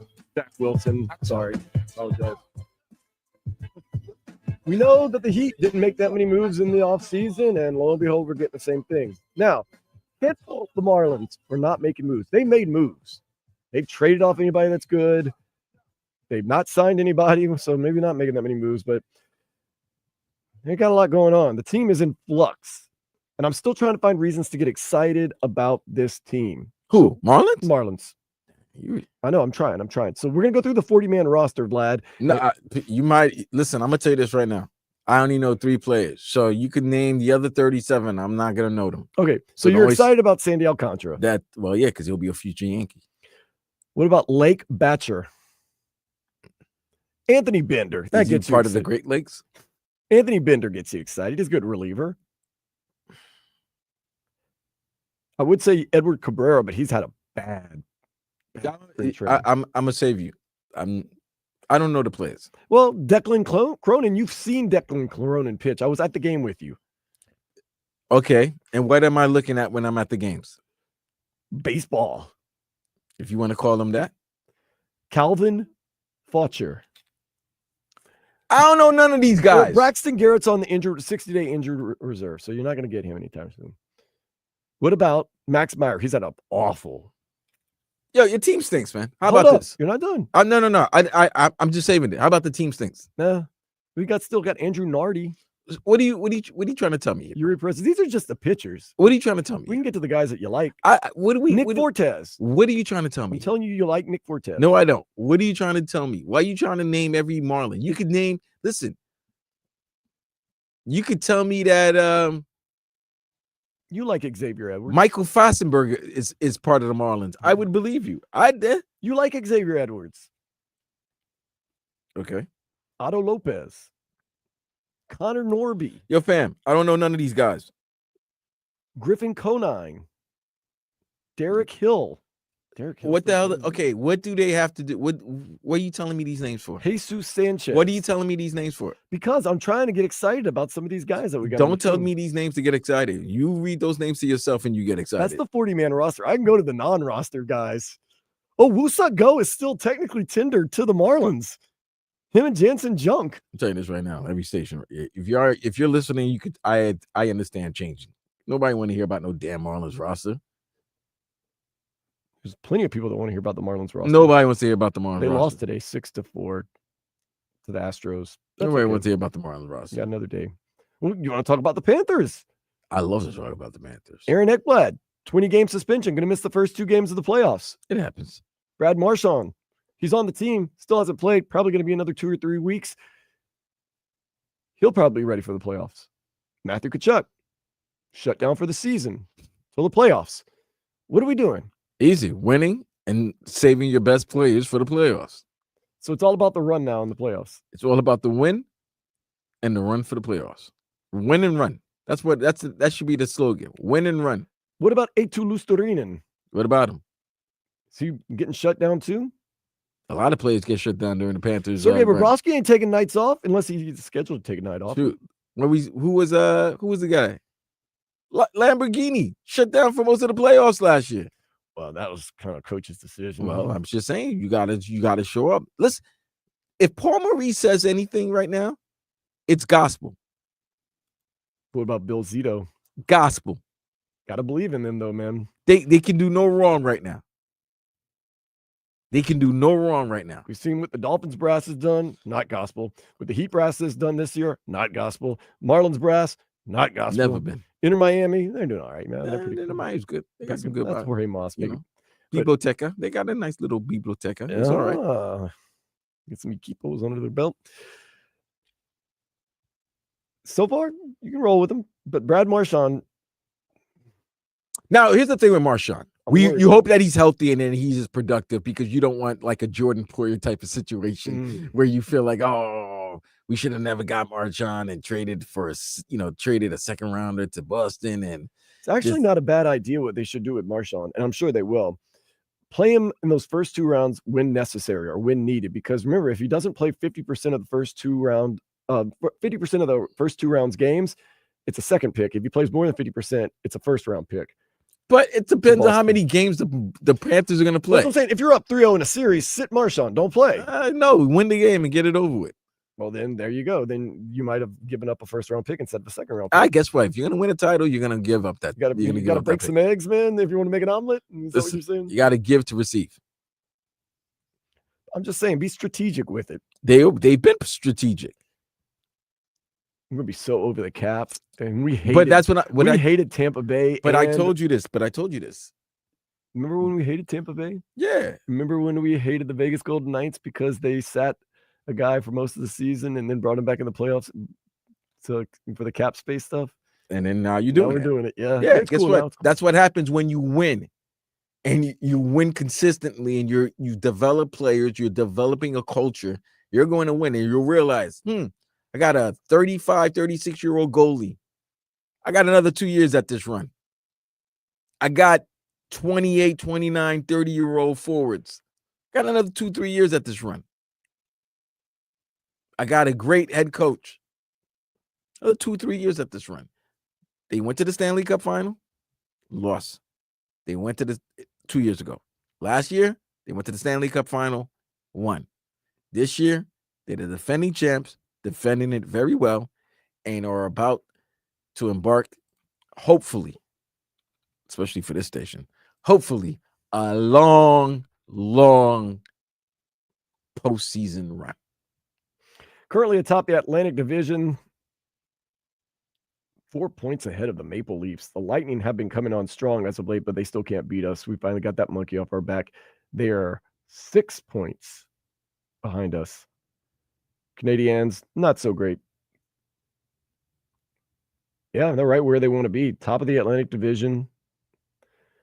They have the best maybe not the most points, but they have the Panthers. Capitals are the only team that have more. Oh, no. And I think that would be an exciting Eastern Conference. Capitals final. are the only team that have more points than us in the Eastern Conference. Yes. That would be exciting. Of course, you got the whole Ovechkin thing and chasing down Wayne Gretzky's goals. Who was that the other day that said they didn't like? Oh, no, there's somebody else that I know said they didn't like Wayne Gretzky.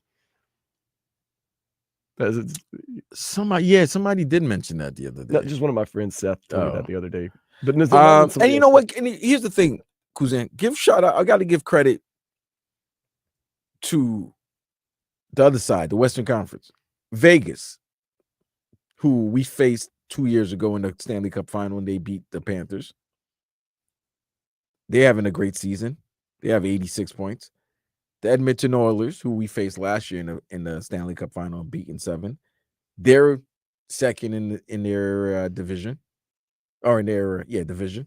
And you have Winnipeg, you have Dallas, you have Colorado. So you got some great teams out west that the Panthers have handled pretty well during this season. Yes. So if I'm going to postseason, I think the two teams the Panthers really worrying about personally is Tampa Bay and Washington. And Carolina, obviously. And let me say 3, Carolina. Carolina's always Carolina. Yeah, we always get them. Yeah, Carolina. They're paying the ass. The Maple Leafs aren't going to get you. I'm not worried about the Maple Leafs. Definitely worried about the Lightning because they seem to have had the Panthers number over the past couple of seasons.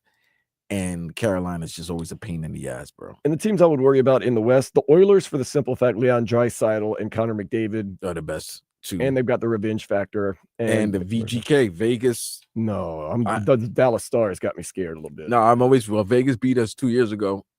Vegas, they did this right. The minute that they were from their inaugural season with the NHL, their general manager, their front office have done a great job of keeping this team competitive and successful in its early years of existence. It's crazy enough. Me, Tangible Vlad, loves hockey and is watching all these other teams and seeing who the Panthers can face, who the Panthers give problems to, who give problems to the Panthers. Like that's what we're doing now. Because you know why? Because they're the best game in town. It's the Panthers, baby. It's Panthers the last 3 years. Championships don't grow on trees. Nope. But sometimes you got to make some, we see these GMs do crazy things sometimes. We're like, what were they thinking? Kind of did that with Bill Zito at first. When they hit, it's great. When it doesn't hit, you got Luka Doncic for Anthony Davis. Keep it going. You got to trust Bill Zito now with everything that he does. And he hasn't done anything recently that's that crazy, but man, just finds ways. Like, even if you can do something crazy. I'm going to give you the benefit of the doubt. He has the credit now. You got the equity. You got championship protection. He's got the equity of making ring a lot protection. Of right calls. Ring protection is that's the best policy. That's the best insurance policy. You have ring protection. You're good. You're good. We're good. We're going to close out the show next here on 560 WQAM.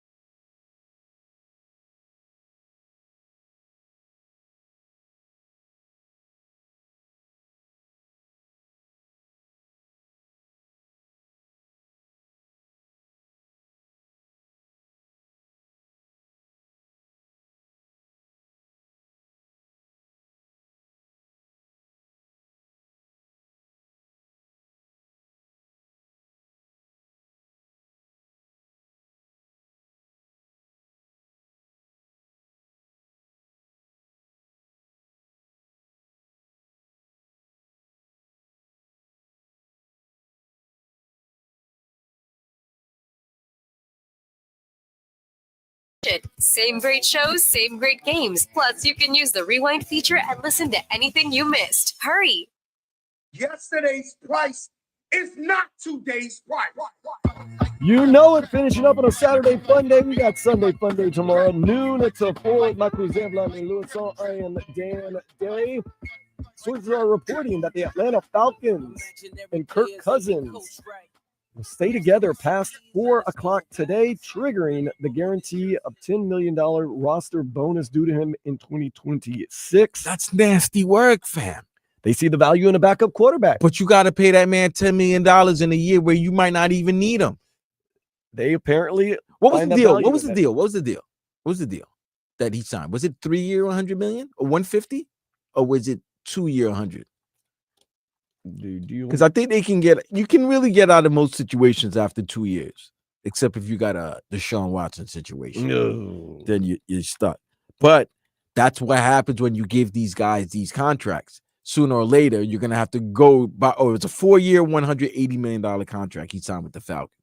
So this is year 2. So they got it. Basically, he's going to be part of the Falcons for another 2 seasons. Get that $10 million roster bonus too. Whew. Right. They see a value in the backup quarterback or the starting quarterback. Bam, you're paying your backup quarterback $45, $50 million a year. He's 36 years old too. Michael Penix Jr. is their starter. Right. And you got him on the rookie deal. Yeah. Maybe that's why they figure, hey, you know what? We got a rookie deal. But that's the thing. That money that you could have used, that you've spent and paid Kirk Cousins, you could have used to shore up the rest of the roster to actually have a Super Bowl contending team. Once again, I said general managers do strange things that don't always No, make because sense. we all looked at it last year like, wait a minute, you just signed Kirk. Why you drafted Penix? Then we're like, during the season, it was like, okay, cool. We understand you're drafting your quarterback for the future. Well, your quarterback for the future seems to be your quarterback for the present, and he was ready. General manager Terry Fontenot, at the end of the season, he said, we're comfortable going forward with Cousins. Yeah, it would seem logically to cut him so you don't have to pay that extra luxury tax, that $10 million, but they're comfortable with him. Now he's on your roster, or you're going to have to pay him on your roster for another year. But I mean, we joke like this. What if Michael Penix Jr. in the first game goes down and Kirk Cousins comes in and starts balling? You say, okay, well, that's pretty good. We saw what happens when you don't invest or make wise decisions with backup quarterbacks. You get Skylar Thompson running around like a chicken with his head cut off. And then gets his ribs bruised. It's funny to me about backup quarterback because we're talking about a guy that you need for one time, right? Just to be good. Yeah. But then it's like, well, if he's good at one time, but other people are going to be like, well, let's see how consistently good he can be. The backup quarterback is only good for that moment and maybe a game. You don't want that person for over 2 games. Why they're the backup. Hence why for years I told people, you don't want Skylar Thompson starting. He's a 3rd string, 7th round draft pick for a reason. You don't know. The sky's the limit, Dan. I said, okay, you'll see. I mean, that's the thing. He is a 7th. That's the reason why he's a 7th round draft pick. Most backup quarterbacks are only going to be 1st round picks because if they were, they'd be starting. Yeah. So what are we doing here? It's crazy. Well, we know we're locked into Zach Wilson now. He's our backup.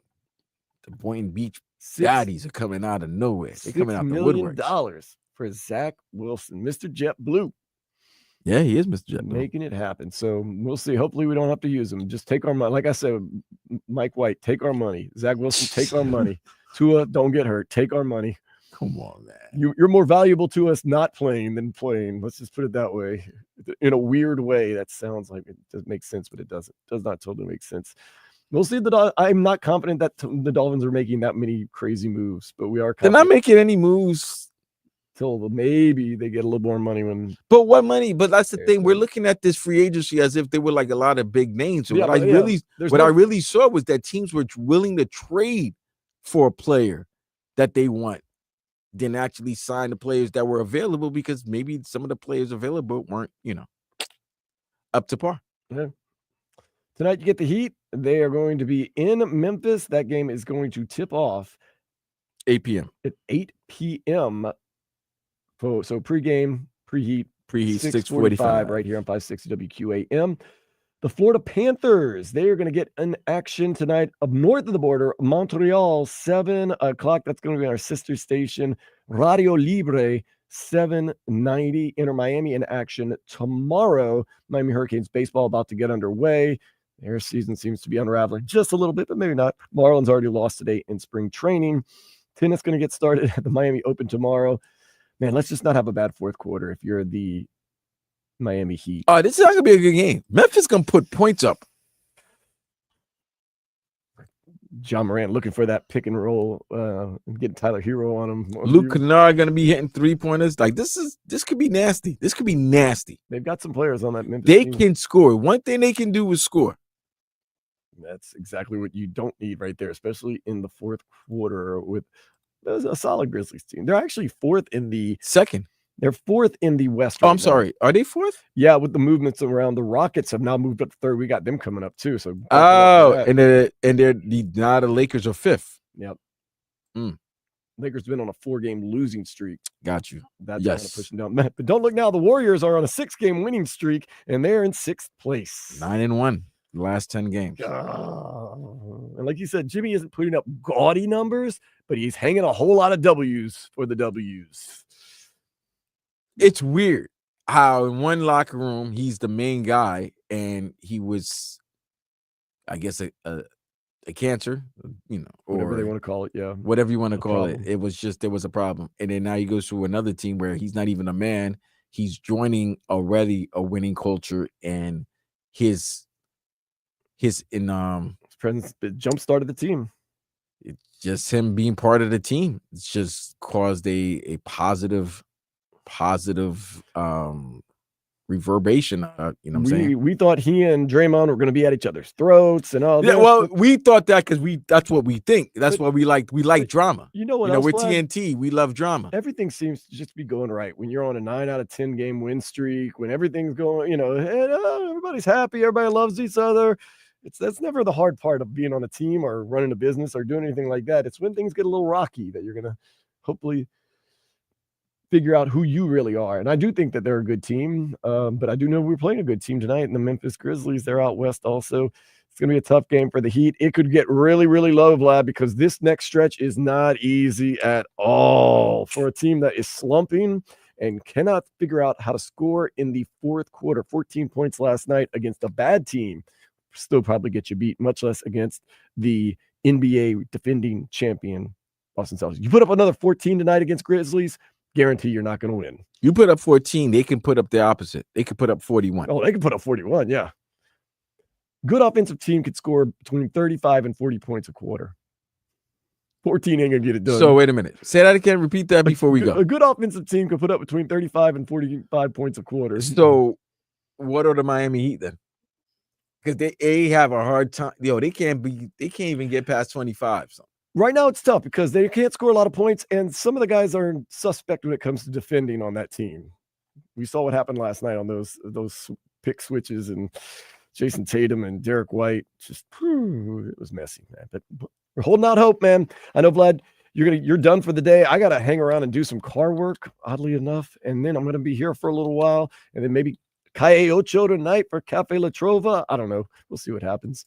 You going anywhere cool? Anything fun? Nah, man. Me and the old man probably gonna watch Knicks Warriors tonight. And, that's pretty much it. It's a good watch. Right get back here tomorrow and we do the show for Sunday. Get you ready for St. Patty's Day, and get you ready for your tournament. It's bracket Sunday. It's bracket. We won't have our bracket because the brackets won't be out until after 6 p.m. They won't leak it to us a little early. But we'll know after today, after seeing some of the semifinals and championship this tonight. We'll know pretty much who's gonna be the number 1 seeds. We'll probably know who the 1 seed is gonna be, who the 2 seeds will be. So then madness will ensue. Yes, the madness begins on Tuesday. All right, come on Heat, come on Panthers. Let's make it happen. From my cousin Vladimir Louison, I am Dan Day, and this has been Sports Day on 560 WQAM. Later, fools.